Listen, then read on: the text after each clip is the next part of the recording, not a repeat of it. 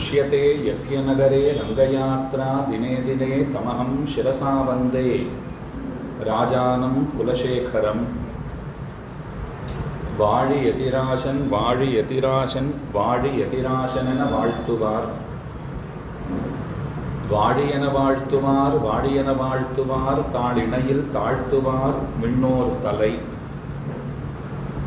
ஸ்ரீமதே ரம்யஜாமாத்ரு முனீந்திராய மகாத்மனே ஸ்ரீரங்கவாசினே பூயாத் நித்யஸ்ரீஹி நித்யமங்களம்.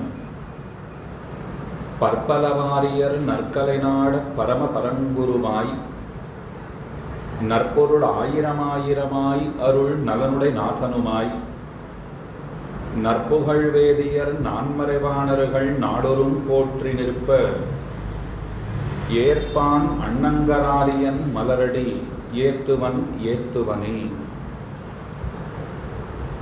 கூடியிருக்கிற அனைவருக்கும் அடியனுடைய மாலை வணக்கங்களை சொல்லிக்கொண்டு குலசேகர பெருமாள் பரம கிருபையுடன் அனுகிரகித்திருக்கிற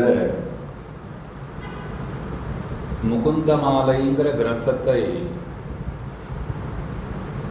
உங்களிடையே விண்ணப்பிக்க தொடங்குகிறேன்.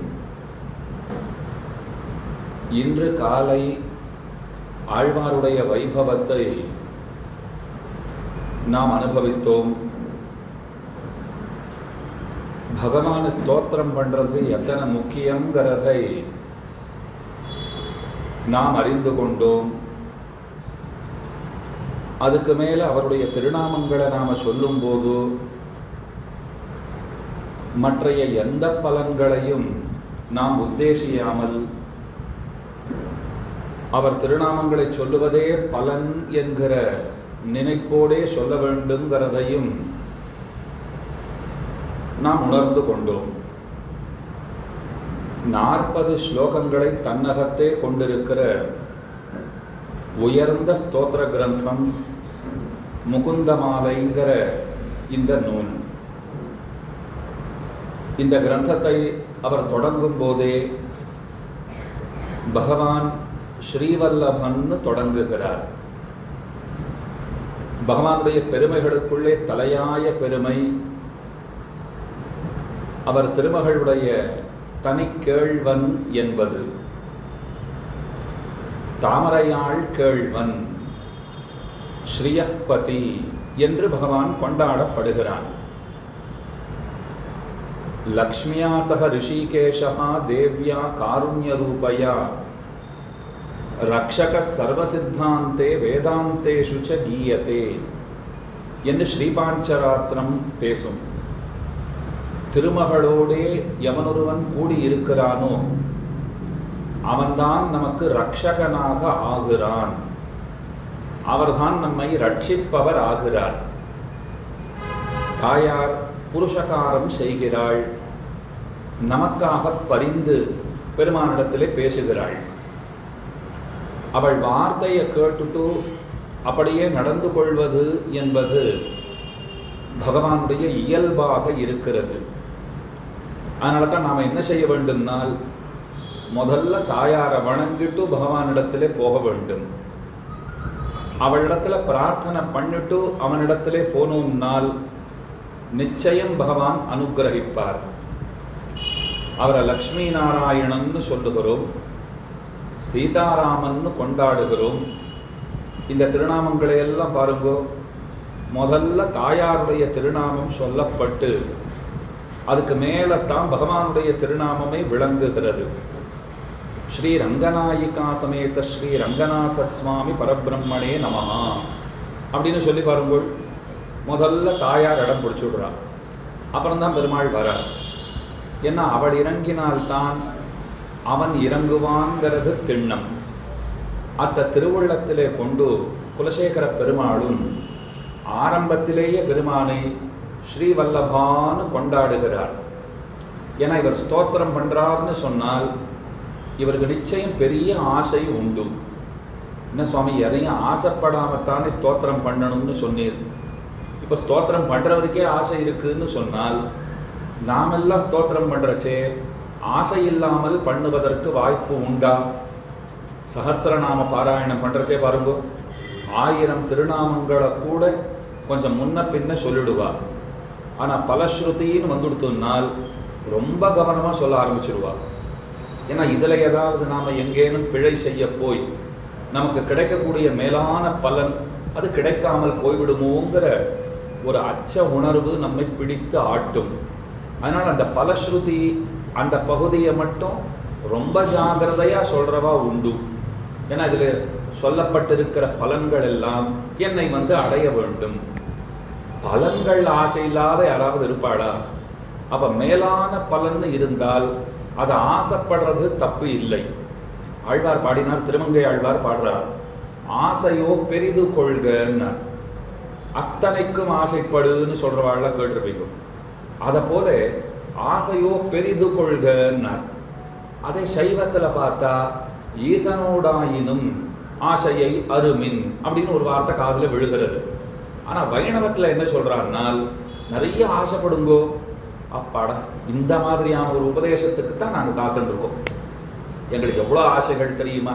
ஒரு மொபைல் ஃபோன் எடுத்துட்டா அதில் வரக்கூடிய பல்வேறு விதமான மாடல்கள், ஒரு டிவின்னு எடுத்துட்டா அதில் வரக்கூடிய பல்வேறு விதமான மாடல்கள், இப்படி ஒன்றொன்றுத்துலேயும் ஆசை இருக்கேன்னா திருமங்கை ஆழ்வார் தலையில் அடிச்சுக்கிறார். நான் அந்த ஆசையை பற்றி பேசவே இல்லை. மேலான பெரிய ஆசையை கொள்க. அது என்ன ஆசை? எல்லாத்தையும் தரவன்னு ஒருத்தன் இருக்கானோ இல்லையோ, அவனே எனக்கு வேணும்னு ஆசைப்படுறது தான் பெரிய ஆசை. அவர் தரதெல்லாம் நமக்கு வேணுமா, தரவரே நமக்கு வேணுமான்னு நாம் முடிவு செய்து கொள்ள வேண்டும். உலகத்தில் நிறைய பேர் தாதாக்களாக இருப்பார்கள். தாதாக்கள்னு புரிஞ்சுக்காதீங்கோ, அர்த்தமே வேறு. தாதாக்கள் வள்ளன்மை பொருந்தியவர்கள், நிரம்ப கொடுக்கிறவர்கள்னு இருப்பா. 10,000 கேட்டால் கொடுத்துருவா, ₹1,00,000 கேட்டால் கொடுத்துருவா, கோடி ரூபா கேட்டால் கூட கொடுத்துருவா. நான் அப்பப்போ போகிறேன் வாங்கிட்டு வரேன்னா நான் ஒரு நாள் யோசனை பண்ணேன். அப்பப்போ போய் வாங்கிட்டு வர்றதுங்கிறது சிரமமாக இருக்குது. அவரையே நம்ம வீட்டுக்கு வர சொல்லிவிட்டா, வாச திண்ணையில் அவரை உட்காத்தி வச்சுட்டா, எப்போ வேணுமோ கேட்டு வாங்கிக்கலாமே, செக் புக்கோடு வந்துடும் சுவாமி. போய் கூப்பிட்டேன்னா அவர் என்ன தெரியுமா சொல்லுவார்? இது வரைக்கும் என்னென்ன கொடுத்துருக்கேனோ அதெல்லாம் முதல்ல வட்டியும் முதலுமா கொண்டு வந்து கொடு. ஏதோ என் வீட்டுக்கு நீ பிச்சை எடுக்கிறே போனா போகிறதுன்னு நான் உனக்கு கொடுத்துட்டு இருந்தா நான் இவர் வீட்டுக்கே தங்கணுமா, வாசல் திண்ணையிலேயே உட்காந்துருக்கணுமா? இவர் கேட்குறப்பெல்லாம் நன்னா நீட்டி முழக்கி கையெழுத்து போட்டு செக் புக்கிலேருந்து ஒரு லீஃபாக அவருக்கு எடுத்து கொடுக்கணுமா? இது எந்த விதத்தில் நியாயம்? அப்போ கொடுக்கிறவர்கள் எத்தனை கேட்டாலும் கொடுப்பா, கூட வந்துடும்னாலும் வரமாட்டான். ஆனால் பகவான் ஆசைப்படுறதே என்ன தெரியுமா? நீ எதுக்கு இதெல்லாம் என்கிட்ட ஆசைப்பட்டு இருக்க? என்னையே ஆசைப்பட்டுட்டா ரொம்ப நன்னா இருக்குமே. நானே கூட வருவதற்கு தயாராக இருக்கிறேனே. தன்னையே நமக்கு தருவதற்கு தயாராக இருக்கிற கற்பகம். அதனால தான் ஆழ்வார் பாடினார், எனக்கே தன்னை தந்த கற்பகம் அப்படின்னு பாடினார். தன்னையே கொடுக்கறதுக்கு தயாராக இருக்கார். கீதையிலையும் அதைத்தான் சொல்கிறார், நான் என்னையே தரத்துக்கு தயாராக இருக்கேன், ஆனால் பெற்றுக்கொள்வதற்கு ஞானிகள் தான் காணுங்கிறார். ஞானிகள் அப்படின்னு ஒரு வார்த்தையை போடுறார் கண்ணன். யார் ஞானி? என்னையே ஆசைப்படுறவன் ஞானி, என்னை அடைய வேண்டும்னு விருப்பப்படுகிறவன் ஞானி, என்னை பெற்று உய்ந்து போக வேண்டும்னு நினைக்கிறவன் ஞானி அப்படின்னு சொல்லுகிறார். ஞானி என்னையே விரும்புவான், உண்ணும் சோறு பருகும் நீர் தின்னும் வெத்திலையும் எல்லாம் கண்ணன் அப்படின்னு ஆழ்வார் பாடியிருக்கார். அப்படிப்பட்ட பெருமானத்தான் நாம ஆசைப்பட வேண்டும். குலசேகர பெருமாளுக்கு அதுதான் ஆசை. உம்மக்கிட்ட இதை கொடு அதை கொடுன்னு கேட்க வந்தவனா? கிடையவே கிடையாது. உண்மையே கொடும் என்று கேட்க வந்தவன். ஆனால் அதுக்குன்னு ஒரு கிரமம் இருக்குது, அதை நன்னா தெரிஞ்சுக்கணும். நேராக அவர்கிட்ட போய்ட்டு நான் உன்னையே ஆசைப்படுறேன் அப்படின்னால், என்னை ஆசைப்படுறதுக்கு உனக்கு என்ன தகுதி இருக்குதுன்னு அவர் கேட்டுடுவார். அப்படி அவர் கேட்காம இருக்கணும்னா முதல்ல தாயார்கிட்ட போய் சொல்லணும். நான் அவர்கிட்ட போயிட்டு உன்னை ஆசைப்படுறேன்னு சொல்ல போகிறேன், நன்னா சொல்லு. நல்ல வேளை என்கிட்ட சொல்லிட்டு போகிற இல்லையோ, நீ போகிறதுக்குள்ளே உன்னை பற்றி கனிவாக 4 வார்த்தைகள் சொல்லி வைக்கிறேன். இதுதான் தாயாருடைய பணி. தாயாரோட வேலை என்ன, பகவானுடைய வேலை என்ன, இதை தெரிஞ்சுட்டா தான் நம்ம வேலை ஆகும். இப்போ நீங்கள் கேட்கலாம், அவள் வேலையை தெரிஞ்சுன்னு நாங்கள் என்ன பண்ண போகிறோம்னால், நமக்கு வேலை ஆகணும்னா அவர்களுடைய பணி என்ன, சிக்னிஃபிகன்ஸ் என்ன, அதை கண்டிப்பாக தெரிஞ்சுக்கணும். தாயாருடைய பணி நமக்காக பெருமானிடத்திலே பரிந்துரை செய்வது, புருஷகாரம் பண்ணுவது, அதைத்தான் தாயார் செய்கிறாள். அவர் வேலை என்னன்னா, இந்த அம்மா சொல்லிட்டா நம்ம பேரில் அனுகிரகம் பண்ண வேண்டியது அவருடைய வேலை. நமக்கு தேவையானதை கொடுத்து நம்மை மகிழ்விப்பார். இதைத்தான் பகவான் பண்ணுகிறார்.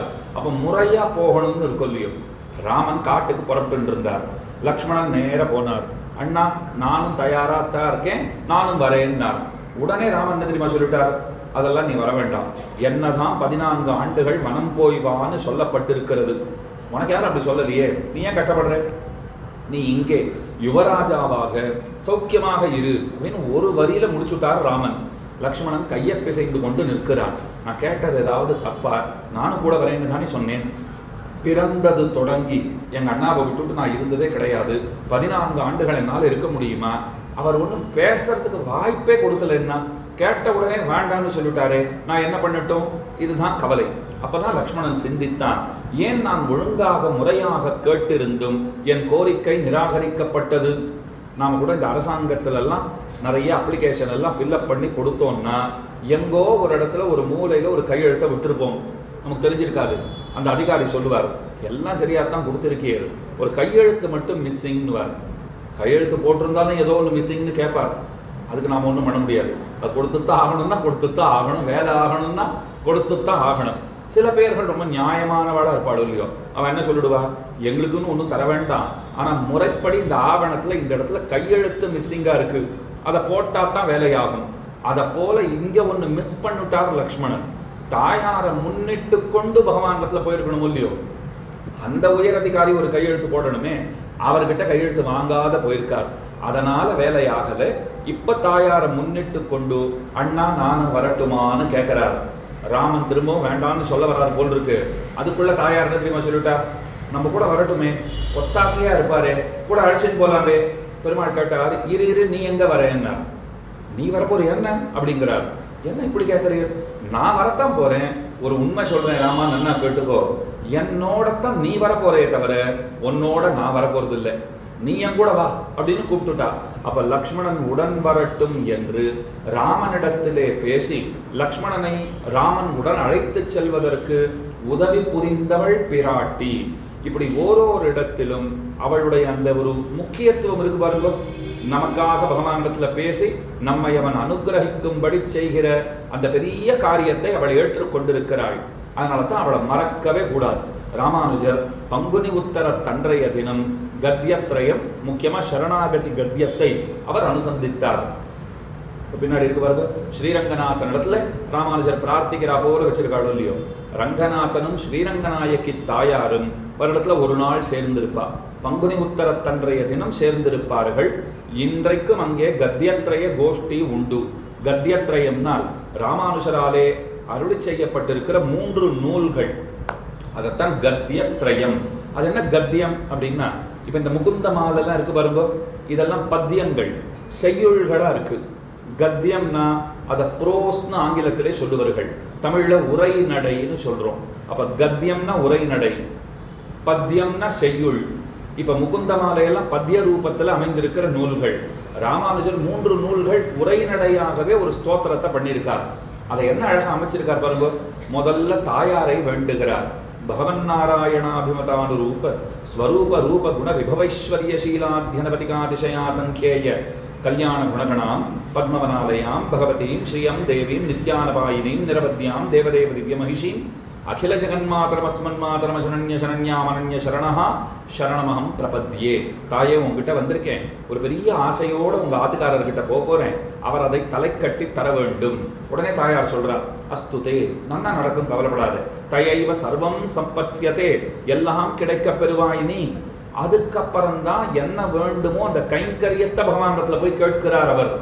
இதுதான் முறை, இதுதான் கிரமம். அதைத்தான் குலசேகர பெருமாள் பின்பற்றுகிறார்.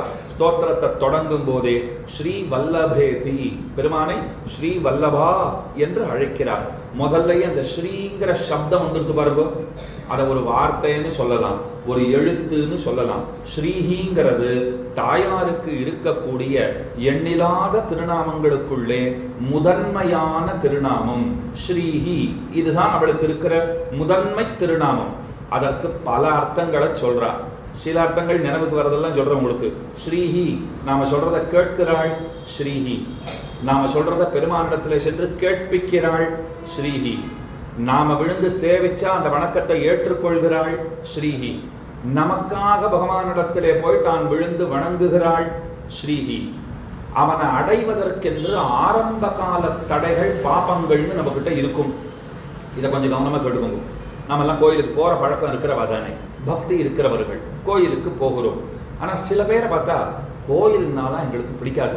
ஆனால் இந்த பக்தி ஆன்மீகம் இதெல்லாம் எங்களுக்கு நாட்டமே கிடையாது, கோயிலுக்கு போக மாட்டோம், யாரையும் வணங்க மாட்டோம் அப்படின்னு ஏன் சொல்கிறான்னா, ஐயோ பாவம், அவர்களை நொந்து கொண்டு ஒரு பலனும் இல்லை. ஏன் அவள் அப்படி இருக்கான்னா, கோயிலுக்கு போவதிலிருந்து இறைவனை வணங்குவதிலிருந்து ஏதோ ஒரு பாபம் அவர்களை தடுக்கிறது. அதுதான் உண்மை. போன ஜென்ம வரைக்கும் நாமளும் அப்படித்தான் இருந்தோம். ஏதோ இந்த ஜென்மத்தில் நமக்கு ஏதோ நல்ல புத்தியை பகவான் கொடுத்து தன்னிடத்துல கூப்பிட்டு கொஞ்சம் பக்தியும் நமக்கு கொடுத்துருக்காரு. சில பேர்கள் ஏன் போகிறதில்லைன்னா, சுவாமி எத்தனையோ ஊழ்வினை எதையோ செய்து வைத்திருக்கிறார், ஏதோ ஒன்று போகிறதுலேருந்து தடுத்துட்டு இருக்கு. சில பேர் அப்படி தான் சொல்லிடுவா, ஆடி மாதம் 30 நாள்கள் நடந்தது, ஒரு நாள் கூட வர முடியலையான்னா, ஒரு நாளும் வரணும்னு தான் பார்த்தோம், என்னமோ நகர முடியலன்னுவா. நம்ம கேட்குறச்ச என்ன தோன்றும், அது என்ன 30 நாளில் ஒரு வேளை வர முடியாதா, வரணும்னு தான் பார்த்தோம், என்னமோ ஒன்று தடுக்கிறது. அந்த என்னமோ ஒன்று வேற யாரும் இல்லை, இவரே தான் தன்னை தானே இவர் தடுத்து வச்சுட்டு இருக்கார், போகாத தன்னை நன்னா பார்த்துட்டு இருக்கார் அப்படின்னு நாம் கொண்டாலும் ஏதோ ஒன்று தடுத்துருக்கோ இல்லையோ, போக முடியல. அது உங்கள் சோம்பல் காரணமாக இருக்கலாம், உங்களுடைய ஆர்வமின்மைங்கிறது காரணமாக இருக்கலாம், நீங்கள் மறந்து போயிருக்கலாம், வர முடியாத வேற ஏதாவது சூழ்நிலைகள் இருக்கலாம், ஏதோ ஒன்று தடுத்துருக்கோ இல்லையோ, அதுக்கு ஒரு பாப்பம் காரணமாக இருக்கும். அப்போ கோயிலுக்கு போகிறதுலேருந்து பகவானை வணங்குவதிலிருந்து நம்மை தடுத்து வைத்திருக்கிற இந்த ஆரம்ப கால தடைன்னு அதற்கு பெயர். அதை யார் போக்கி கொடுக்குறான்னால் தாயார் தான் போக்கி கொடுக்கிறாள். அதனாலேயே அவளுக்கு ஸ்ரீஹின்னு பேரு. இப்போ 5 அர்த்தங்களை சொல்லிட்டேன். நாம் சொல்கிறத கேட்கிறாள் ஸ்ரீஹி, அதை பகவானிடத்தில் சென்று கேட்பிக்கிறாள் ஸ்ரீஹி, நாம் விழுந்து வணங்கினா ஏற்றுக்கொள்கிறாள் ஸ்ரீஹி, அந்த வணக்கத்தை கொண்டு போய் பகவானிடத்திலே சேர்ப்பிக்கிறாள் ஸ்ரீஹி, அவனை அடைவதற்கு ஆரம்ப கால தடையாயிருக்கிற பாபங்களை போக்கி கொடுக்கிறாள் ஸ்ரீஹி. இன்னும் ஒன்று இருக்கு முக்கியமானது. கிட்ட போயிட்டோம், தாயார் அப்படி கையை பசிஞ்சுட்டு பார்த்துட்டே இருப்பா, பேசுறதெல்லாம் பேசித்தான் நன்னாத்தான் வச்சிருக்கேன், ஆனால் இந்த ஆசாமியை பார்த்தா கொஞ்சம் நஞ்சம் பாப்பம் பண்ண ஆசாமியா இல்லை, இந்த குழந்தைய பார்த்தாலும் அவர் என்ன செய்வாரோ தெரியல அப்படின்ட்டு அப்படி பகவானை பார்க்கிறாள். நம்மையும் பார்த்து இப்படி கையை காட்டுறா, இது நன்னாத்தான் பேசி வச்சிருக்கேன், எல்லாம் நல்லபடியாக தான் ஆகும்னு நினைக்கிறேன், ஆனால் மனுஷர் இப்போ என்ன மூடில் இருக்காருன்னு எனக்கும் சரியா தெரியல, கொஞ்சம் வெயிட் பண்ணுன்னு இப்படி காட்டுகிறாள். நாம் அவளை பார்த்து, நீ சொல்லியிருக்கோ இல்லையோ, இந்த தடவை அப்பா மட்டும் விட்டுட்டார்னா இனிமேல் கண்ணெதிரிலேயே நான் வரதா இல்லை, அவளுக்கு அது வேற பயம். எத்தனை நாள் கழிச்சு பிடிச்சி அழைச்சின்னு வந்து இவன் முன்னாடி நிறுத்தி வச்சிருக்கோம், இது ஏதாவது கோச்சுட்டு நீ ஏண்டா வந்தேன்னு சொல்லிவிடுத்துனா இனிமேல் எத்தனை ஜென்மம் எடுத்துப்பானோன்னு தெரியாது. ஒரு தாயார் படுகிற அந்த அல்லல், கணவரையும் விட்டு தர முடியாது, குழந்தையையும் விட்டு தர முடியாது, 2 பேரிடத்திலையும் பாசம் வைத்திருக்கிறாள் இல்லையோ, அதனால பார்த்துட்டே இருக்கா. ஒருவேளை பகவான் அந்த சந்தர்ப்பத்தில் பார்த்துட்டு என்னடா நீ வெக்கமில்லாத வந்திருக்கேன்னு ஏதாவது பேச ஆரம்பிச்சாருன்னா உடனே இப்படி கூப்பிடுவா, இங்கே வான்னு சொல்லிட்டு தானே கொண்டு போய் பக்கத்தில் நிறுத்தி வைத்து, ஒன்றும் அதெல்லாம் ஒன்றும் பெருசாக தப்பு பண்ணிவிடலை, இன்னைக்கு விட்டுட்டாயானா இனிமேல் வரவே மாட்டான், நீயே என்ன தெரியுமா சொல்லுவ, அன்னைக்கே வந்தான், ஒரு வார்த்தை மதித்து பேசியிருந்தா நம்ம ஆளாவே இருந்திருப்பான், மதித்து பேசாத விட்டுட்டே ஓடியே போயிட்டான், நீயே கவலைப்படுவ, அதெல்லாம் அப்பா ஒன்றும் சொல்ல மாட்டார், நீ போ உள்ள அப்படின்னு அனுப்பிச்சு வச்சு விடுறாளாம். அதனால ஸ்ரீஹின்னு அவளுக்கு பெயர் ஏற்பட்டிருக்கிறது. அதனால அவளை முன்னிட்டு கொண்டுதான் பகவானிடத்திலே செல்ல வேண்டும். இதை எப்போதும் நாம் நினைவிலே கொள்ள வேண்டும். பகவான் குளிர்ந்த திருவுள்ளம் படைத்தவன் தான், யாரும் இல்லைன்னே சொல்லலை. ஆனால் பிள்ளைலோகாச்சாரியர் ரொம்ப ஆச்சரியமா சாதிக்கிறார், குளிர்ந்த திருவுள்ளத்திலே சீற்றம் பிறந்தால், நாம பண்ணியிருக்கிற காரியத்தை பார்த்தா எத்தனை தான் குளிர்ச்சி உடைய மனத்தை உடையவனாக இருந்தாலும் அவனுக்கும் கோபம் வரா போலத்தானே நாம நடந்துட்டு இருக்கோம். அதனால் அவருக்கு கோபம் வந்தால் யார் ஆச்சரியப்படுறாளோ இல்லையோ, நாம ஒன்றும் ஆச்சரியமே பட மாட்டோம். நம்ம யாருக்காவது ஆச்சரியம் வருமா, சுவாமி என்னை பார்த்தா எனக்கே கோபம் வருது, அவர் கோபம் வராத இருக்குமான்னு, அவர் கோபப்படலைன்னா தான் நான் கோபப்படுவேன், நன்னா கோபப்படு, அதுக்கு தகுதியானவன் தான் நான் அப்படின்னு நாமே ஒப்புக்கொள்கிறா போலத்தான் நம்ம நிலைமைங்கிறது இருக்கு. அப்போ குளிர்ந்த திருவுள்ளத்திலே சீற்றம் பிறந்தால் நீரிலே நெருப்பு கிளறுமா போலே, குளிர்ந்த திருவுள்ளத்திலே சீற்றம் பிறந்தால் பொறுப்பது இவளுக்காக, நமக்காக பொறுத்துக்க மாட்டாராம், உங்க அம்மா மூஞ்சியை பார்த்து விடுறேன்னு வரான் பெருமாள். உன்னை ஏன் தெரியுமா சேர்த்துக்கிறேன், அவ சொல்லிட்டா, உங்க அம்மா சொல்லிட்டா, வந்து பக்கத்துல சேர்த்துக்கொள், தள்ளி விடாதேன்னு சொல்லிட்டா, அதனால சேர்த்து கொள்ளுகிறேன். அப்ப அவளை முன்னிட்டு கொண்டுதான் போக வேண்டும் இருக்கிறதுனாலே ஸ்ரீவல்லபேதி, ஸ்ரீவல்லப இதி, பெருமானே எப்போதும் உன்னை ஸ்ரீவல்லபன் என்று நான் சொல்லிக் கொண்டிருக்க வேண்டும். அதுக்கு மேல சொல்றார் வரதேதி. அடுத்தது என்ன சொல்லிட்டார், தாயார் அனுகிரகம் பண்ணிட்டான்னு சொன்னால் பகவான் என்னவாகிறார் தெரியுமா? வரதன் ஆகிறார். வரதன்னா என்ன அர்த்தம்? வரம் கொடுக்கிறவர் வரதன். வரம் தருவதிலே எவனொருவன் ராஜனாக விளங்குகின்றானோ அவனைத்தான் வரதராஜன் என்று நாம் போற்றுகின்றோம். ஒரு கட்டுரையில் அடியன் எழுதியிருந்தேன். ஆழ்வார்களை நாம எப்படி அழைக்கலாம்னால் வதனராசர்கள்னு ஆக்கலாம், அழைக்கலாம். அதுபடி வதனராசர்கள். வதனம்னா முகம். முகத்துல எது முக்கியமானதுன்னா முகத்துக்கு கண்ணு முக்கியம்னு சொல்லப்பட்டாலும் ஒரு இனிமையான பேச்சு தானே ஒருத்தருக்கு நல்ல சோபையை ஒரு அழகை தருகிறது. அப்ப வாய் தான் முக்கியம்னு கொள்ளுங்கோள். வாய்க்கு எது அழகு? பரமனை துதித்திடுகை, அதுதான் அழகு. அதை செவ்வனே செய்தவர்கள் ஆழ்வார்கள். இந்த ஆழ்வார்களுக்கெல்லாம் தேவப்பெருமாள்னா அத்தனை உசுறு. அதுவும் நம்ம ஆழ்வார் இருக்கார் பாருங்க, 16 வயசு கழிச்சு பாட ஆரம்பிக்கிறார். 16 வருஷமா பெருமாள் வாயே பார்த்துட்டு இருக்கார். நம்ம குழந்தை எப்பதான் பேசுவோம்? சாதாரணமா 2 வருஷம் 2.5 வருஷம் 3 வருஷம் குழந்தை பேசலைன்னாலே நமக்கு பயம் வந்துடுறது. குழந்தை என்னமோ பேச மாட்டேன்னு என்கிறது அப்படின்னு நடுங்குறோமே. 16 வருஷ தவம் யார் பண்ணியிருக்கா? தேவப்பெருமாள் பண்ணியிருக்கார். குழந்தை நம்மாழ்வாருக்கு பிறப்பை கொடுத்துட்டோம். 16 வருஷமா இப்படியே உட்கார்ந்துட்டு இருக்கார். ஒன்றும் பேச மாட்டேன் என்கிறார். எங்கேயோ போயிருந்த மதுரகவி ஆழ்வாரை வரவழிச்சார். அவர் ஒரு சிறு கல்லை எடுத்து ஆழ்வார் மேலே எரிஞ்சார். ஆழ்வார் கண்ணை திறந்தார். அப்படி பார்த்தார். மதுரகவி ஆழ்வாருக்கு தெரிஞ்சு போச்சு, பெரிய ஞானியாட்டம் தெரியறார். இவர் சாதாரணமானவர் அல்லர். செத்தத்தின் வயிற்றில் சிறியது பிறந்தால் அது எத்தை தின்னு எங்கே கிடக்கும் அப்படின்னு ஒரு கேள்வி கேட்டார். ஆழ்வார் அப்பத்தான் முதல் வார்த்தை பேசுறார், அது அத்தை தின்று அங்கே கிடக்கும்னார். உடனே சாஷ்டாங்கமாக கீழே விழுந்துட்டார். அவருக்கு புரிஞ்சு போச்சு, நமக்கு தான் இப்போ ஒன்றும் புரியல. மதுரகவி ஆழ்வார் புரிஞ்சுன்னுட்டார், விழுந்து சேவிச்சார், நீரே ஆச்சாரியன்னுட்டார். அவர் கேட்ட கேள்வி என்ன தெரியுமா? இந்த உடலுக்குள்ள இந்த ஆத்மா இருக்கே, ஆத்மாங்கிறது சுகதுக்கங்களுக்கெல்லாம் வசப்பட்டதா என்ன? ஆனால் உடலோட ஒரு சம்பந்தம் ஏற்பட்டிருக்கு. செத்தத்தின் வயிற்றில் சிறியது பிறந்தால் உண்டானால் அது எத்தை தின்னு எங்கே கிடக்கும்? அதுக்கு அவர் பதில் சொல்லியிருக்கார், இந்த உடம்போட வர சுகதுக்கங்களை எல்லாம் அனுபவித்து கொண்டு இந்த உடம்பை பற்றி கொண்டு அவ்விடத்திலேயே இருக்கும். இதுதான் அர்த்தம். ஆத்மாங்கிறது சுகதுக்கங்களுக்கெல்லாம் அப்பாற்பட்டதா இருந்தாலும் இந்த உடம்போட ஏற்பட்டிருக்கிற இந்த சம்பந்தத்தாலே, நீங்க எங்கேயாவது இந்த இரும்பு கடையெல்லாம் பாருங்க, வெல்டிங் கடையெல்லாம் பாருங்க, இரும்பை நல்லா பழுக்க பழுக்க பழுக்க நெருப்புல காய்ச்சிட்டு இருப்பா. அது ரொம்ப நேரம் காய்ச்சப்பட தனியா அந்த இரும்பு துண்டே உங்களுக்கு தெரியாது. மொத்தம் ஒரு நெருப்பு பிழம்பாட்டம் அங்கே தெரியறதோ இல்லையோ. அப்போ நம்ம புத்தி என்ன தெரியுமா சொல்லும்? நெருப்பு வேற இரும்பு வேற தான். ஆனால் அந்த சம்சர்க்கம் தொடர்பு ஏற்பட்டிருக்கிறபடியினாலே முழுக்க அது நெருப்பு பிழம்பாவே தெரியறதோ இல்லையோ. அதை போலத்தான் தேகம் வேற ஆத்மா வேற தான். ஆனால் தனியாக ஆத்மா ஏன் தெரிய மாட்டேங்கிறது? தனியாக இரும்பு நெருப்புல போட்டா தெரியாதா போல ஆத்மா உடம்புல போடப்பட்டதுனால தெரியல. உடம்பே ஆத்மான்னு நாம நினைச்சுட்டு இருக்கோம். நெருப்பே இரும்புன்னு அங்க நினைச்சுட்டா போலே இங்க உடம்பே ஆத்மான்னு நினைச்சுட்டு இருக்கோம். இதெல்லாம் மதுரகவி ஆழ்வாருக்கு எடுத்து சொன்னார் பாருங்கோ. அவர் விழுந்து சேவிச்சுட்டார். அதுக்கப்புறம் தான் பாடவே ஆரம்பிக்கிறார். பொய்நின்ன ஞானமும் பொல்லா ஒழுக்கும் அழுக்குடம்பும் இன்னின்ன நீர்மை இனி யாமுராமை.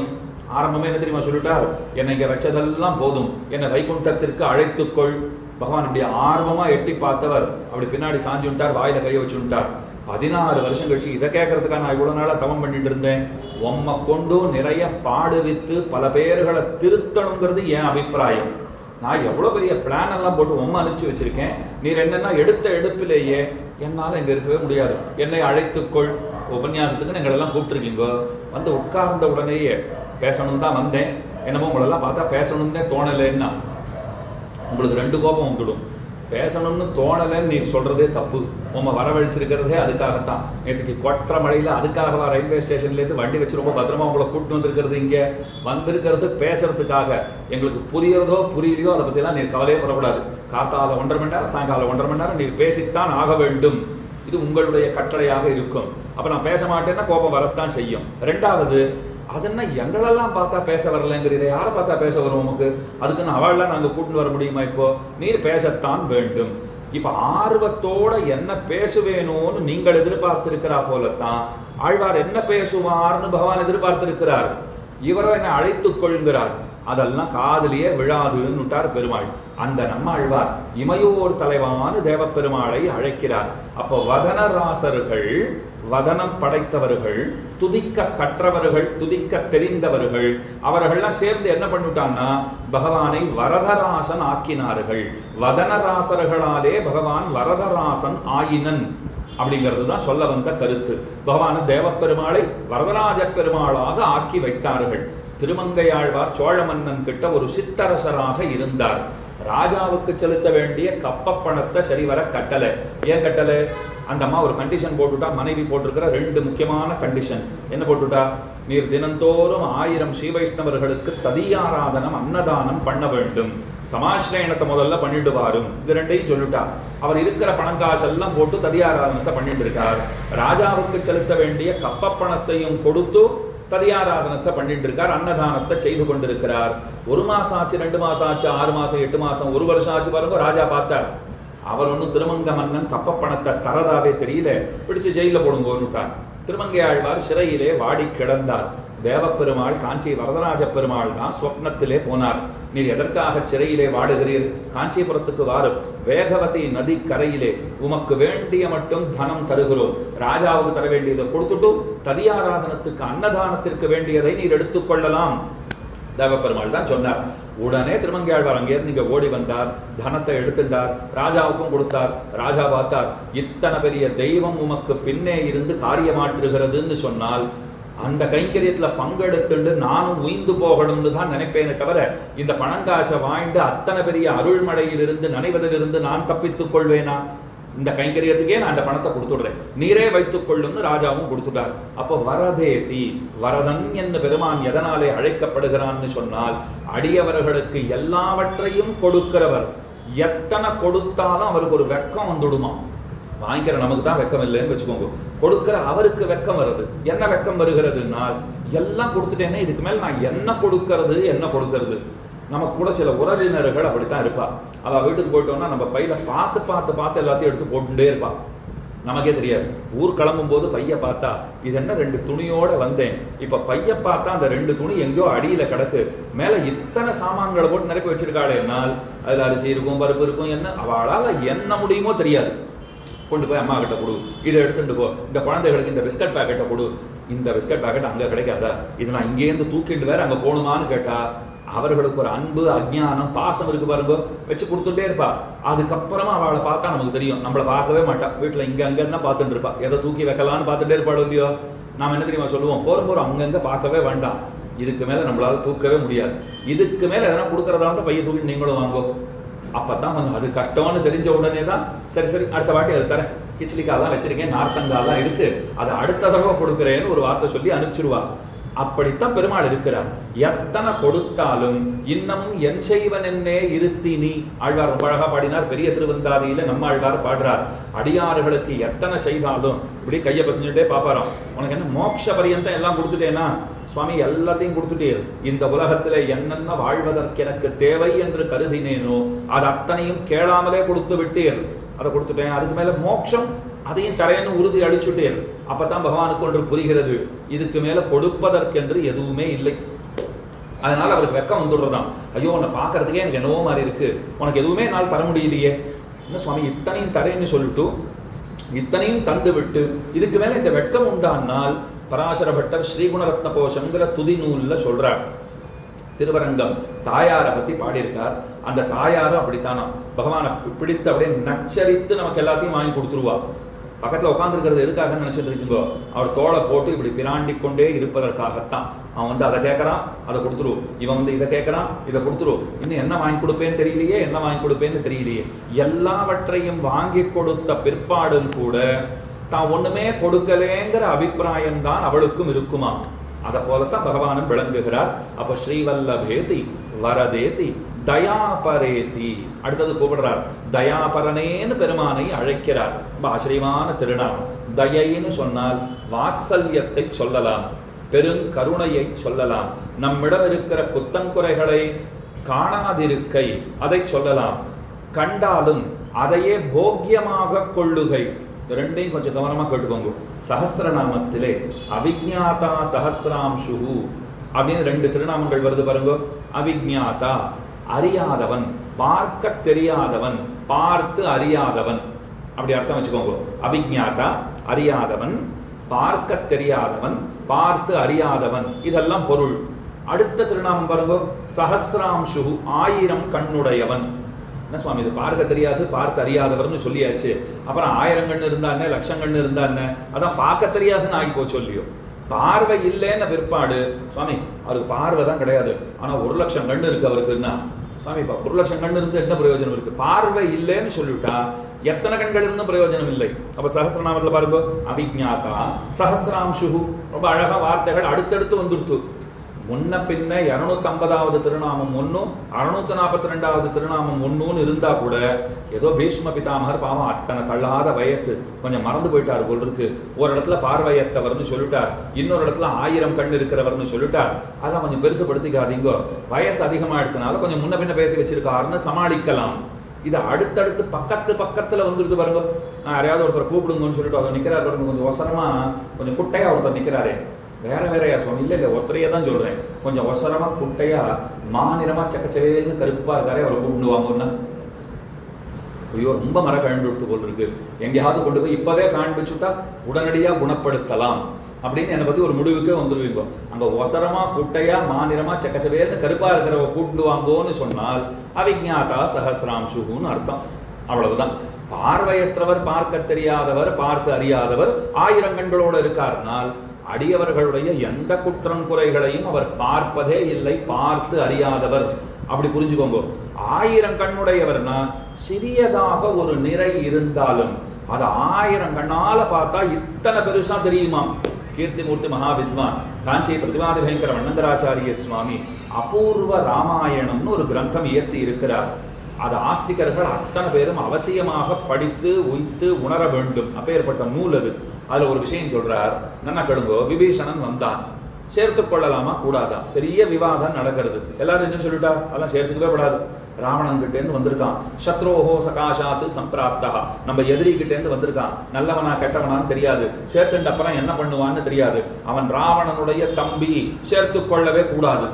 பகவான் என்ன தெரியுமா சொல்லிட்டார், என்ன நீங்கள்லாம் ராவணனோட தம்பி சேர்த்து கொள்ளக்கூடாதுன்றீங்களே, நான் ராவணன் வந்தாலே சேர்த்துப்பேங்கிறேன், அது என்ன ராவணன் தம்பி அப்படின்னா கண்டிப்பா சேர்த்துக்கு தானே சேர்த்துக்கணும். ராவணனே வந்தாலும் யதிவா ராவண ஸ்வயம், இது ராமனுடைய வார்த்தை. ராவணனே வந்தாலும் நான் சேர்த்துக் கொள்வேன்.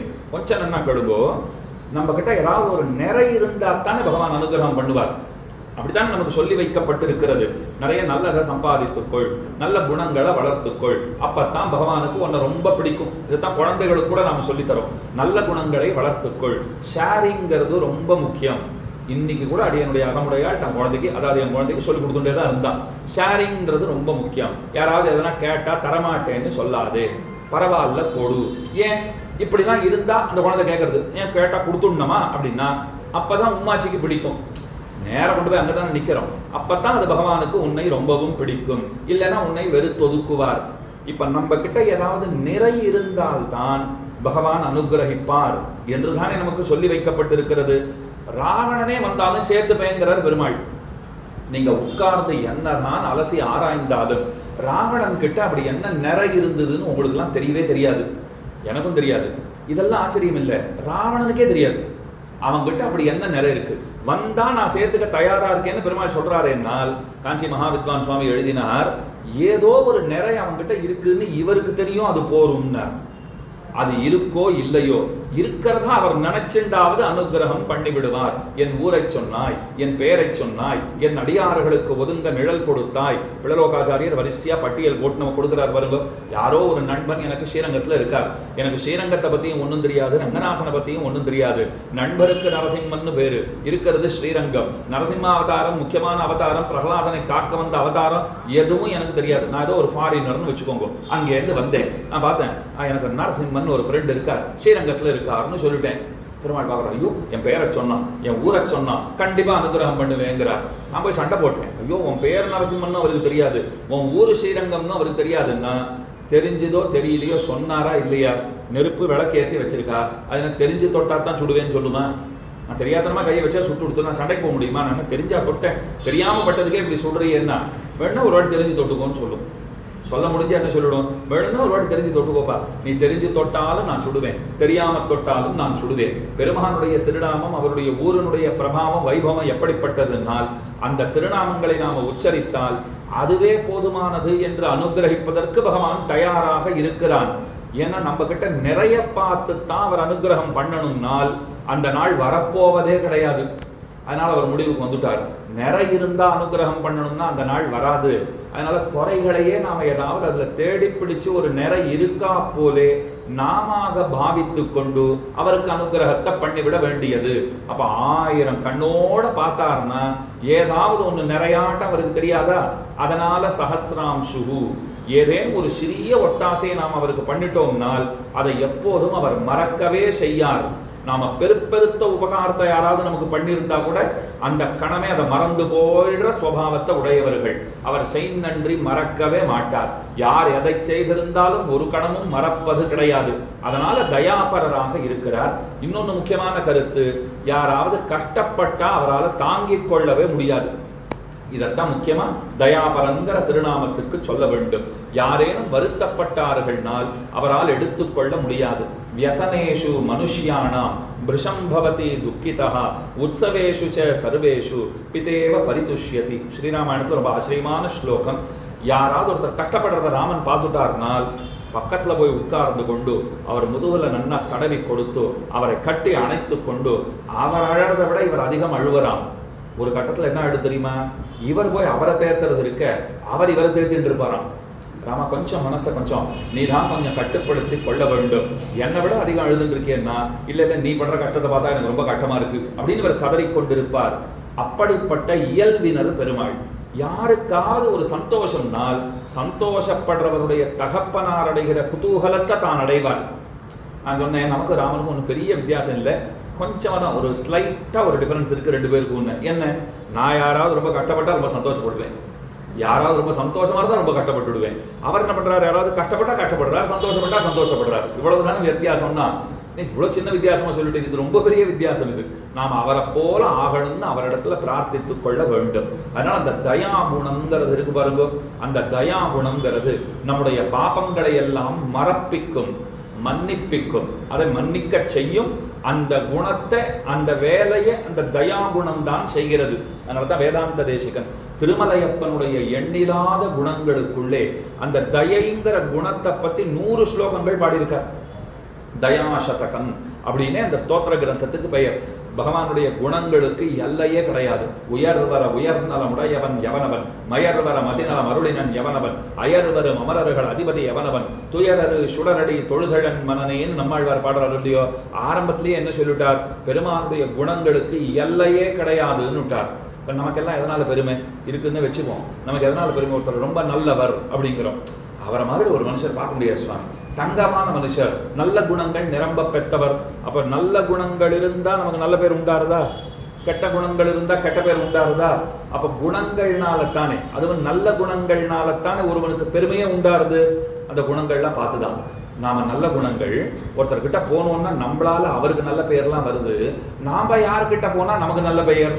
அப்போ தான் பகவான் வந்து நின்றார், அவர்கிட்ட போயிட்டு தான் எல்லாம். அப்போ நல்ல குணங்கள்னால நமக்கு பெருமை, அந்த நல்ல குணங்களுக்கும் பகவானாலே பெருமை. இதுதான் பகவானுடைய ஏத்தம். அப்போ தயாகுணம் அவர்கிட்ட இருக்குன்னா நம்முடைய பாபங்களை எல்லாம் பெருமான் பொறுக்கிறான், அந்த பாபங்களையே போக்கியமாகவும் கொள்ளுகிறான்ங்கிறது இன்னும் வசந்த நிலை.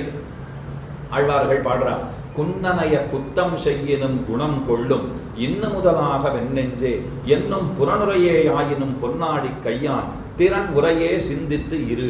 நீ நிறைய பாபங்களை பண்ணி வைத்திருந்தாலும் சரி, நீ பெருமானுக்கு வேண்டப்பட்டவனாக ஆகிவிட்டாய்ன்னு சொன்னால், உன்னை அவருக்கு பிடித்து விட்டதுன்னு சொன்னால், உன்னுடைய பாபங்களை கூட ஏதோ திரட்டுப்பால் பால்கோவா சாப்பிட்றா போல் அவர் சாப்பிடுவார்.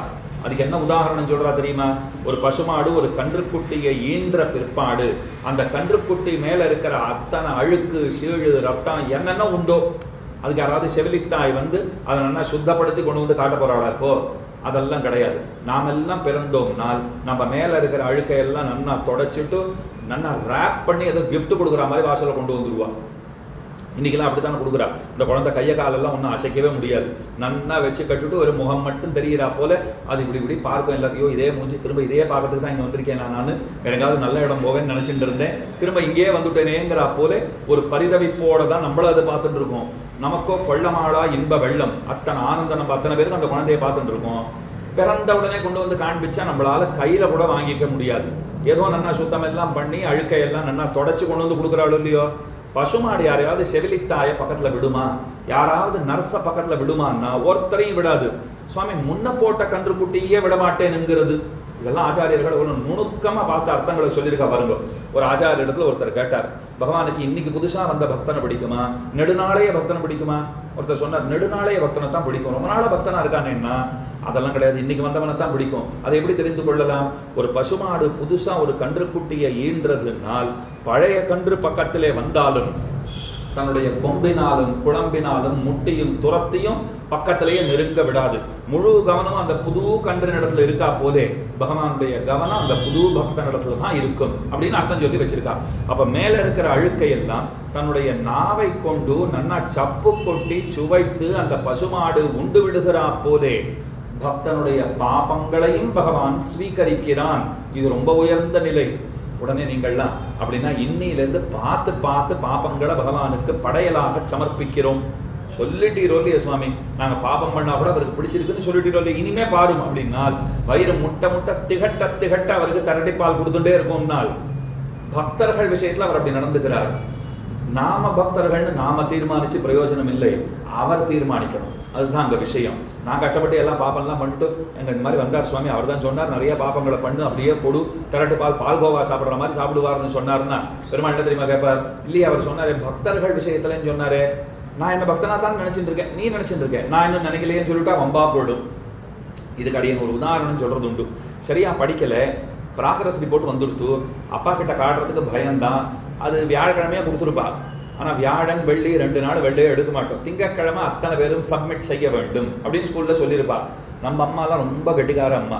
பையிலேருந்து நம்ம விளையாட போயிருக்க செவை எடுத்து பார்த்துட்டு தான் ஒன்றும் தெரியாதா போல இருந்துருவா. அவள் பார்த்ததே நமக்கு தெரியாது. சில சமயங்கள் அதை எடுத்து எங்கேயும் ஒழிச்சு கூட வச்சுருவா. திங்கட்கிழமை பார்த்தாலும் அதை தேடுன்னு தேடிட்டு இருந்தா அப்போ அம்மா வந்து மெதுவாக கேட்பா, என்ன ப்ராக்ரஸ் ரிப்போர்ட்டா? அதெல்லாம் அப்பா எப்போவோ பார்த்தாச்சுன்னா உடம்புல ஒரு நடுக்கம் வருது பாருங்க. எல்லாத்துலேயும் நாம் பலதில் சூன்யம் வாங்கி வச்சுருப்போம், சிலதில் ஒற்றை இலக்க எண்களில் வாங்கி வச்சுருப்போம். ஐயோயோ இன்னைக்கு முதல் பிளந்துட்டு தான் நம்மளை அனுப்ப போகிறாருன்னு ஒரு பயம் இருந்துட்டு இருக்கோம். அப்போ அப்படியே அவர் பார்த்துட்டு போகிறது போகிறது. இந்த தடவை சரியாக வரலன்னா என்ன, இப்போ அடுத்த தடவை இந்த மாதிரி ஆகக்கூடாது, நன்னா படிக்கணும்னு சொல்கிறாருன்னு வச்சுக்கோங்க. முதுகலை தட்டி கொடுத்து பரவாயில்ல அடுத்த தடவை நல்ல மார்க் வாங்கிடுவான்னு சொன்னால் நல்ல பிள்ளையாக இருந்தால் என்ன தெரியுமா யோசிக்கணும்? அப்பா இப்படி சொல்லிட்டார், இனிமேல் வாட்டி இந்த மாதிரியே வாழ்ந்து வந்தால் கூட ஒன்றும் பிரச்சனை இருக்காதுன்னு நினைக்கிறேன். நாம் ஒரே மாதிரி நடந்துப்போம், அவரும் ஒரே மாதிரி நடந்துக்கிட்டுமே, அடுத்த வாட்டி நல்லபடியாக வாழ்ந்துவா அப்படின்னு அப்படியே சொல்லிட்டு இருக்கட்டுமேனால் அப்போ தான் நாம் சிந்திக்கணும். அவர் பெருந்தன்மையை அவர் காண்பிச்சுட்டார். இப்போ நம்ம பெருந்தன்மையை நாம் காட்ட வேண்டிய நேரம் வந்தாச்சு. அவர் நம்மளை அடிக்கலை, உதைக்கலை, திட்டலை, ஏதும் பண்ணலை.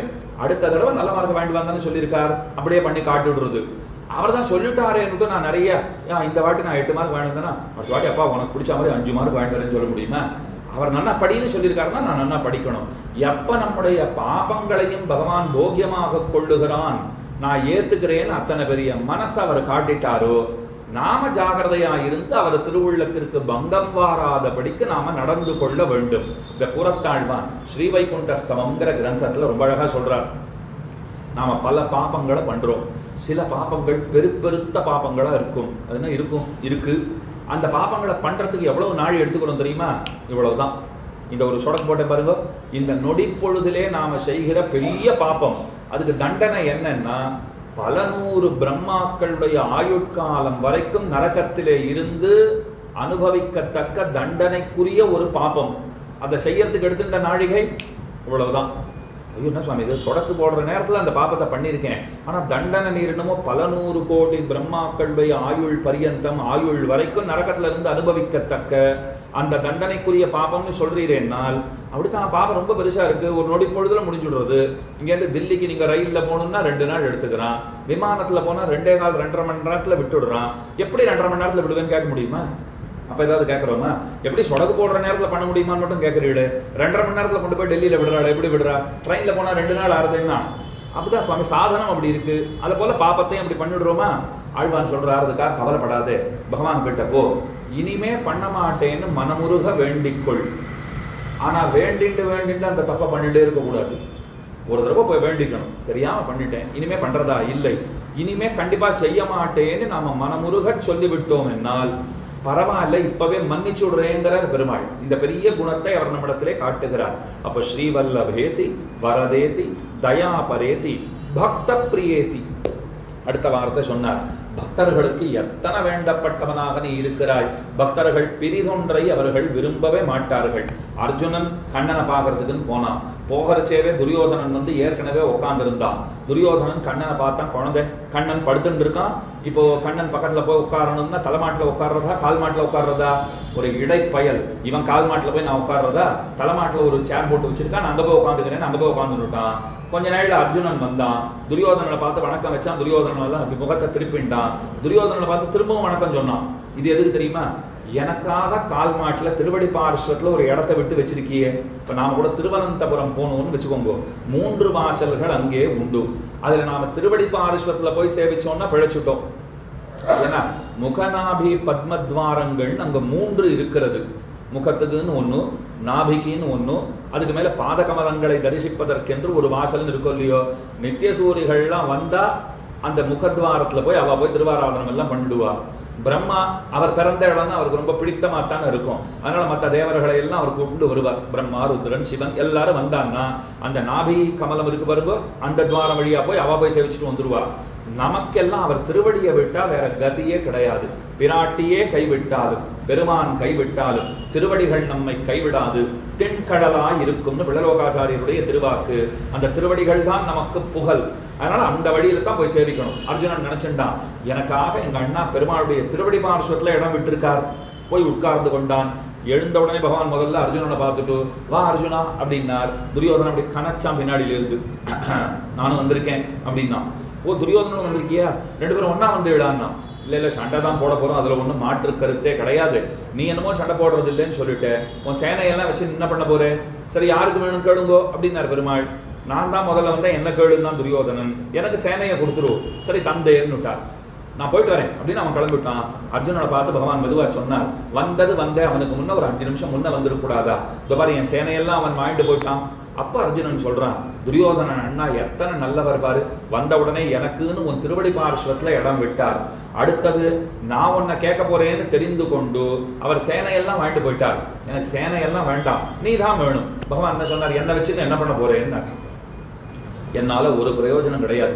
நான் கூட இருந்தேன்னா என்ன நடக்க போகிறது? இப்போ ஐயோ இது எல்லாத்தையும் நடத்துகிறவனே நீ தானே, நீ கூட இருந்துட்டேன்னா வேற என்ன வேண்டும் எனக்கு? இந்த சேனையெல்லாம் எனக்கு வேண்டாம், நீ கூட இருந்தால் போதுமானது. அதுதான் பக்த பிரியேதி. பக்தர்கள் பெருமான ஆசைப்படுவாளே தவிர வேற எதையும் அவர்கள் விரும்ப மாட்டார்கள். பகவானும் பக்தர்களைத்தான் ஆசைப்படுவானே தவிர வேற எதையும் விரும்ப மாட்டான்.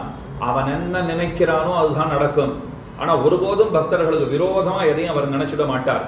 அதான் நேற்றுக்கு இந்த SVBC சேனலில் சாயங்காலம் அந்த ஊஞ்சல் சேவை நடக்கிறது பாருங்க, அது பார்த்துட்டு இருந்தேன். பார்த்துட்டே இருக்கிறச்சு அங்கே யாரோ ஒரு பெண்மணி பாட்டு பாடிட்டு இருந்தா.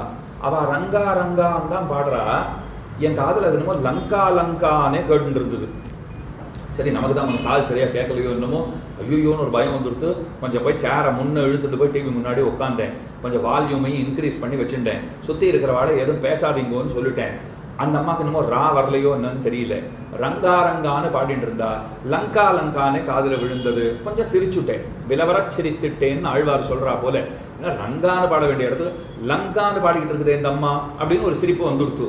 சிரித்த உடனே நினச்சிட்டேன், ஆழ்வார் என்ன சொல்லியிருக்கார், எங்கனே சொல்லினும் இன்பம் பயக்குமேன்னு சொல்லியிருக்கார். நீ சொல்கிறது தான் முக்கியம், நீ எப்படி சொல்கிறேங்கிறதெல்லாம் முக்கியமே கிடையாது. சொல்லணுங்கிற ஆசையோடு சொல்லிட்டா எப்படி சொன்னாலும் அவர் ஏற்றுக்கொள்வார். இது ஒரு கணம் புத்தியில் இந்த விஷயம் உரைத்தது. உடனே கையை கூப்பினேன், அம்மா நீ எப்படி வேணால் பாடிக்கோ, நான் உன்னை இங்கே தப்பாக நினச்சேங்கிறது உனக்கு தெரியாது தான். இருந்தாலும் ஏதோ டிவியில் நேரடியாக பார்த்துட்டு இருக்கிறதுனால இங்கேயே ஒரு மதிப்பை வச்சுடுறேன். நீ பாடுற மாதிரி லங்கானே பாடு, அவர் நன்னா கேட்டுப்பார். அதுக்கப்புறம் தான் இன்னொரு விஷயம் ஞாபகம் வந்தது. விபீஷணன் ரங்கநாதனை லங்கனாக ஆக்கணும்னு தான் ஆசைப்பட்டு போனான். இந்த கதை தெரியுமோ இல்லையா உங்களுக்கு? ராமன் விபீஷணனுக்கு ரங்கநாதனை கொடுத்தார். அவர் என்ன ஆசைப்பட்டு போனார், வாப்பா உன்னை கொண்டு போய் நான் ஸ்ரீலங்கன் ஆக்குகிறேன்னு அவர் அழைச்சின்னு போனார். பெருமாள் என்ன சொல்லிட்டா, நீ என்ன ஸ்ரீலங்கனாகணும்னு அழைச்சின்னு போயிட்டு நான் ஸ்ரீரங்கனாகணும்னு வந்துட்டு இருக்கேன் என்னார். ஏன்னா ஸ்ரீரங்க க்ஷேத்திரத்துக்கு முதல்ல இருந்த பெயர் என்ன அப்படின்னால் சேஷபீட்டம் அனந்த பீட்டம்னு பேரு. அதுதான் அந்த ஊருக்கே பெயர். சந்திரபுஷ்கரணி கரையிலே அனந்தபீட்டம் சேஷபீட்டம் என்னொரு இடம் உண்டு, அப்படித்தான் வர்ணனையே இருக்கிறது. அப்போ அந்த சேஷபீட்டத்திலேயே தங்கிடணும். ரங்கம்னா மேடைன்னு அர்த்தம். இப்போ நான் கூட ரங்கநாதன் தான், ஒரு ரங்கத்தில் இருக்கணும் இல்லையோ, ஒரு மேடையில் உட்கார்ந்துருந்தா ரங்கநாதன் அர்த்தம். அப்போ ஸ்ரீரங்கம்ங்கிறது ஒரு மேடை ஆட்டம் இருக்கு. திருவரங்கநாதரும் திருவரங்க செல்வியும் உரைகின்ற ஒரு மேடை ஆட்டம் இருக்கு. ஒரு மணல் திட்டு, காவிரியில இருக்கிற ஒரு மணல் திட்டு போன்றதொரு பகுதி, அதில் தான் அவர்கள் எழுந்தருளி இருக்கிறார்கள். அப்போ பாருங்க, உன்னை ஸ்ரீலங்கனாகரேன்னு விபீஷணன் அழைச்சிட்டு போனா நான் ஸ்ரீரங்கநாகரேன்னு பெருமாள் இருந்துட்டாரோ இல்லையோ, லங்கையை பார்த்துட்டு தான் படுத்துட்டு இருக்காரு இன்னைக்கும். அவர் என்ன சொல்லிட்டா, நீ போயிட்டு வா, மண்ணுடைய வீடனருக்கா மதிலிலங்கை நோக்கி மலர்கண் வைத்தன்னு பாசுரம் இருக்கு. நான் இங்கேருந்தே ஸ்ரீலங்காவை பார்த்துட்டு இருக்கேன், நீ கவலைப்படாதேன்னு சொல்லி வச்சிருக்கார் வேதாந்த தேசிக்கு. நான் ஸ்ரீமா சொன்னார், அவர் விபீஷணனை பார்த்து நான் தென் திசை நோக்கி படுத்துக்கிறேன், நான் லங்கையை பார்த்தபடி படுத்துக்கிறேன்னு சொல்லியிருக்கார். அது சும்மா ஒரு சால்ஜாப்புக்கு தான் சொல்லி வச்சிருக்கார். அவர் எண்ணமெல்லாம் ஸ்ரீவில்லிபுத்தூர் பேர்ல இருக்கு. ஸ்ரீரங்கத்திலேருந்து தென் திசையில தான் ஸ்ரீவில்லிபுத்தூர், அங்கதான் ஆண்டாள் இருக்கா. உலகத்துக்கு அவர் என்ன சொல்லி வச்சிருக்கார், நான் ஸ்ரீலங்காவை பார்த்துட்டு இருக்கேன், விபீஷணனை பார்த்துட்டு இருக்கேன்னு சொல்லப்பட்டிருந்தாலும் மனசுக்குள்ள என்ன அபிப்பிராயம் வச்சுட்டு இருக்காருன்னா, நம்ம ஆண்டாள் ஸ்ரீவில்லிபுத்தூர்ல இருக்கா, அவளை பார்த்துட்டு இருக்கணும், அதுக்கு தான் படுத்துட்டு இருக்கார் அவர் அப்படின்னு சொல்லி வச்சார். இப்ப இதை எதுக்காக விண்ணப்பித்தேன்னா, நாம நினைக்கிறதெல்லாம் நடக்குமானால் அவர் நினைக்கிறது தான் நடக்கும். அவர் பக்தர்களுக்கு விரோதமாக எதையும் நினைக்க மாட்டார். அப்ப பக்த பிரியன் அப்படிங்கிற பெயர் அவருக்கு ஏற்பட்டிருக்கு. அதுக்கு மேல பாருங்க, பவலுண்டன கோவிதேதி, கோவிதன் சாமர்த்தியம் படைத்தவன் அர்த்தம், வல்லவன் அப்படின்னு அர்த்தம். பவலுண்டன கோவிதேதி, என்ன சாமர்த்தியம் அவர்கிட்ட இருக்குன்னால் அறுக்கவே முடியாதுன்னு நம்பப்படுகிற இந்த சம்சார பந்தம் இருக்கே, இதை அறுத்து தொலைக்கக்கூடிய சாமர்த்தியம் அவருக்கு தான் உண்டு. சம்சாரத்தை தொலைக்கணும்னால் அவரிடத்திலே போனால்தான் அது நடக்கும். மற்றையோர்களிடத்திலே சென்று பிரயோஜனமே கிடையாது. திருமழிசையாழ்வார் வைபவம் நமக்கு அதைத்தானே சொல்றது. திருமழிசையாழ்வார் உட்கார்ந்துட்டு இருந்தார், அவருடைய கண்டத்துணியை அவர் தைத்து கொண்டிருந்தார். பரமசிவனார் ஆகாச மார்க்கமா மேல பார்வதியோட போயின்றிருக்கார். விடைவலம் அப்படின்னு அவருக்கு பேர் இருக்கும் இல்லையோ, அவருடைய விடையில அவர் போயின்றிருக்கார். அவருடைய வாகனத்திலே நந்தி பகவான் பேர்ல ஆரோகணித்து அவர் போயின்றிருக்கார். கீழே அவர் உட்காந்து தன்னுடைய துணியை தைச்சுட்டு இருக்கார். பார்வதி மெதுவா பரமசிவனார் இடத்துல சொன்னா, ஒரு காலத்துல நம்ம பக்தரா இருந்தவர் இப்ப சிறந்த விஷ்ணு பக்தரா இருக்கார், கீழே போய் விசாரிச்சுட்டு போலாமா, ஏதாவது வரம் கொடுத்துட்டு போலாமா? பரமசிவனார் அழகா சொன்னார், ஐயோ இப்ப போனா அவர் நம்மளை பாப்பாரான்னு கூட தெரியாது, அவர் பகவானையே எப்போதும் சிந்தித்து கொண்டிருக்கிறவர், நாம் அவரை இப்ப போய் தொந்தரவே பண்ண வேண்டாம், அவர் வழியில் அவர் இருக்கார், ஒரு காலத்துல நம்ம பக்தரா இருந்தாருங்கிறத நான் ஒப்புக்கொள்ளுகிறேன்னுட்டா. பார்வதி கேட்கறதா இல்லை கீழே போய்த்தான் ஆகணும். நேர போனார், என்ன வரம் வேண்டும்னு கேட்டார். இல்லை எனக்கு எதுவும் வேண்டாம், எனக்கு பகவான் எல்லாத்தையும் எனக்கு கொடுத்துருக்கார், தன்னையே எனக்கு கொடுத்துருக்கார், இதுக்கு மேலே எனக்கு என்ன வேண்டும், எதுவும் வேண்டியதில்லைன்னார். இல்லை சுவாமி, நீர் பழங்கால பக்தர், நீர் அந்த நாளில் நமக்கு பக்தராக இருந்தீர், ஏதாவது வேண்டும் என்றால் கேளும். இவ வேற பிடுங்கி எடுக்கிறா, ஏதாவது கொடுத்துட்டு தான் போகணும்னு ஆசைப்படுறா, ஏதாவது கேளும். கேட்ட உடனே அவர் என்ன தெரியுமா சொல்லிட்டார், அப்படியா நீர் கேட்கிறீர்னா எனக்கு மோட்சத்தை கொடுத்துருமா, இப்போவே நான் வைகுண்டத்துக்கு போகிறேன். அவர் சொன்னார், ஐயோ அது என்னால் தர முடியாது, அது பகவானால் தான் தர முடியும், மோட்சமிச்சேத்து ஜனார்தனாத்து, அவர் தான் தர முடியும்னு சொல்லிட்டார். அடுத்தது அவர் சொன்னார், அப்படின்னா இன்னைக்கு சாகர வாழலாம், நாளைக்கு சாகரா போல ஏதாவது செய்ய முடியுமான்னு கேட்டார். நிறைய பேர் இன்னைக்கு போவாள், இன்னைக்கு போறவாழ்லாம் இன்னைக்கு தங்க வச்சுட்டு நாளைக்கு போக முடியுமான்னா, ஐயோ இதெல்லாம் கர்ம கதி ஏற்கனவே எழுதி தான் அனுப்பிச்சு வச்சிருக்கா, இதில் நான் தலையிடுறதுங்கிறது சரியா வராது, வேற ஏதாவது கேளும். அடுத்தது அவர் கேட்டார் பாருங்க, இந்த ஊசி போகிற வழியே இந்த நூலும் போவதற்கு வரம் தான். ஊசி போன வழி நூல் போகிறதுக்கு உங்களுக்கு வரம் வேணுமா? ஊசியில் நூலை கோத்துட்டு நீங்கள் தைச்சுட்டு இருந்தால் நீங்கள் போகிற வழியெல்லாம் நூல் பின்னாடியே தானாக வரத்தான் போகிறது. பரமசிவனாருக்கு கோபம் வந்து விட்டது, அவர் நெற்றிக் கண்ணை திறந்தார். இவர் தம்முடைய வலது திருவடியினுடைய பெருவிரலிலே இருக்கிற ஒரு கண்ணை திறந்தார். இன்னைக்கு திருமழிசைக்கு போங்கோ, திருமழிசை ஆழ்வாரை சேவிக்கும் போது மூலவரை சேவிக்கிறச்சே அர்ச்சக சுவாமி அவரே சேவை பண்ணி வைப்பார். அவர் மறந்துட்டார்னாலும் நீங்க கேளுங்கோ, அவருடைய வலது திருவடி பெருவிரல்ல ஒரு திருக்கண் இருக்குமாமே, அதை சேவை பண்ணி வைக்கணும்னு சொல்லுங்கோ, சேவை பண்ணி வைப்பார். ரெண்டு பேரும் கண்களை திறந்துட்டா பெரிய யுத்தம் போன்ற சூழல் அங்கே ஏற்பட்டு கொடுத்து தேவர்கள்லாம் வந்து பிரார்த்தனை பண்ணித்தான் நின்றது. பரமசிவனார் மிக உகந்து பக்திசாரருங்கிற பெயரை திருமழிசை ஆழ்வாருக்கு கொடுத்தார். நீர்தான் பக்திசாரர் அப்படின்னு கொண்டாடி இருக்கார். அப்ப பக்த பிரியேதி பவலுண்டன கோவிதேதி. திருமழிசை ஆழ்வார் என்ன கேட்டார், மோட்சம் கொடுன்னு கேட்டாரோ இல்லையோ, அவர் என்ன சொல்லிட்டார், மோட்சத்தை பகவானால தான் தர முடியும்னு சொல்லியிருக்கார். அப்ப பவசாகரம்னா சம்சார சாகரம்னு அர்த்தம். இதை திருடுகிறவர் பெருமாள், அதனால தான் அவருக்கு கள்வர்னு பேர் இருக்கு. பகவானுக்கு ஒரு பேர் கொடுத்துருக்காள் இல்லையோ, கள்வர், கள்வான்னு கூப்பிடுறார் ஆழ்வார். காஞ்சிபுரத்தில் காமாட்சி அம்பாளுடைய தேவஸ்தானத்திலே ஒரு கம்பத்தில் இருக்கிற ஒரு பெருமாள். அவர் ஒரு 108 திவ்யதேசத்தில் ஒரு பெருமாள் தெரியுமோ? நிறைய கோயில்களை நீங்கள் பாருங்க. மன்னார்குடி அபிமான க்ஷேத்திரம் பெரிய க்ஷேத்திரம் தான், எத்தனை பெரிய கோயில். ஸ்ரீமுஷ்ணா எத்தனை பெரிய கோயிலாக இருக்குது, ஸ்வயம் வியக்த க்ஷேத்திரம். ஆனால் 108 திவ்யதேசங்கள்னு வரச்சே ஸ்ரீமுஷ்ணம்னு எழுதி ஒரு டிக்கு போடுவாளான்னா போட மாட்டா. மன்னார்குடின்னு எழுதி டிக்கு போடுவாளான்னா போட மாட்டா. இன்னொரு தேவதையினுடைய சந்நிதியிலே அவள் கோயிலுக்கு பக்கத்தில் கர்ப்ப கிரகத்துக்கு பக்கத்தில் ஒரு சிறு கம்பத்தில் இருக்கிற தெய்வம். ஆனால் நெஞ்ச நிமித்துட்டு என்ன தெரியுமா சொல்றார், நான் ஒன்றும் அத்தனை சாதாரணப்பட்டவன் கிடையாது, நான் திவ்ய தேசத்து பெருமாள், திருமங்கையாழ்வார் மங்களாசாசனம் செய்திருக்கிறார் அப்படின்னு சொல்றார். திருமழிசைய திருமங்கையாழ்வார் கள்வான்னு கூப்பிட்டார், அவ்வளவுதான். 10 பாட்டு கொடுத்தாரா, 50 பாட்டு கொடுத்தாரா, 100 பாட்டு கொடுத்தாரா, அதெல்லாம் கிடையாது. ஒரு பாசுரத்தை கூட முழுசா கொடுக்கல, ஒரு கள்வான்னு கூப்பிட்டார். கள்வானா என்ன அர்த்தம்? திருடனேன்னு அர்த்தம். பகவான் அப்படி கூப்பிடலாமா? நாம் அவருக்கு வெண்ணத்திருடன்னு பேர் வச்சிருக்கோமா? நியாயமான யோசிச்சு பாருங்க. அவரது இல்லாததுன்னு எது இருக்கு? எல்லாமே அவரது. அவரோட வெண்ணையை நாம் அவர் எடுத்துட்டாருங்கிறதுக்காக அவருக்கு வெண்ணத்திருடன்னு வேற பேர் வச்சிருக்கோம். பகவான் நம்மளை பார்த்து என்ன தெரியுமா சொல்லுவார், ஒன்று நீ எதெல்லாம் நினைச்சுட்டு இருக்கியோ அதெல்லாம் கூட எந்து தான். நியாயமா ஒன்னைத்தான் நான் திருடன்னு கூப்பிடணும், போனா போட்டும் அப்படின்ட்டு கூப்பிடாத விட்டுருந்தா நீ என்னையே திருடன்னு கூப்பிடுறியா அப்படின்னு அவர் கேட்க முடியும். ஆனா அந்த திருநாமத்தையும் அவர் ரசிக்கவே செய்கிறார். அவரை திருடனேன்னு கூப்பிட்டா அவருக்கு அத்தனை பிடிச்சிருக்கு. உங்கள் உள்ளங்களை எல்லாம் நான் கொள்ளை கொள்ளுகிறேன், உங்களுடைய சம்சார பிணியை நான் கொள்ளை கொள்ளுகிறேன். அதைத்தான் இங்க சொல்றார். பவலுண்டன கோவிதேதி, பவலுண்டன பிறவித்தொடரை அறுப்பதிலே அவன் வல்லவனாக இருக்கிறான். அப்ப ஸ்ரீவல்லபான்னு கூட்டார், வரதான்னு கூட்டார், தயாபரான் அழைக்கிறார், பக்தப்பிரியான் அழைக்கிறார். பவலுண்டன கோவிதேதி நாதேதி. அடுத்தது சொன்னார், எனக்கு நாதனாக நீ இருக்கிறாய். நாதன்னா சுவாமின்னு அர்த்தம். நாம அநாதர்கள், அதைத்தான் அநாதைகள்னு ஒரு வார்த்தை சொல்றோம் இல்லையா? யாருமே இங்க அநாதையே கிடையாது. நாதன் அல்லாதவன் தான் அநாதன். நமக்கெல்லாம் ரங்கநாதன் இருக்கிற போது நமக்கு என்ன கவலை? அப்ப நாதேதி, என்னுடைய நாதனே நீதான். நாத சயனேதி, படுத்துன்றிருக்கிற பெருமாள்.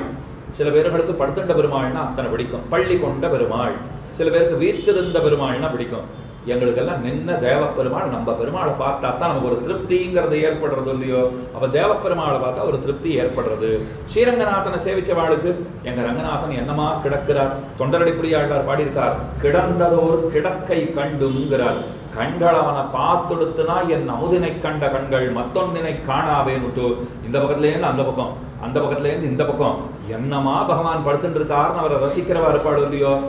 குலசேகர பெருமான் நினைச்சிட்டார். அதைத்தான் சொல்றான், நாகசயனேதி, நாகத்திலே கிடப்பவனான சயனம் செய்பவனான பெருமானே ஜெகன்னிவாசேதி. அடுத்தது அழைக்கிறார், ஜெகன்னிவாசான்னு கூப்பிடுறார். 2 அர்த்தம் இருக்கு இதுல.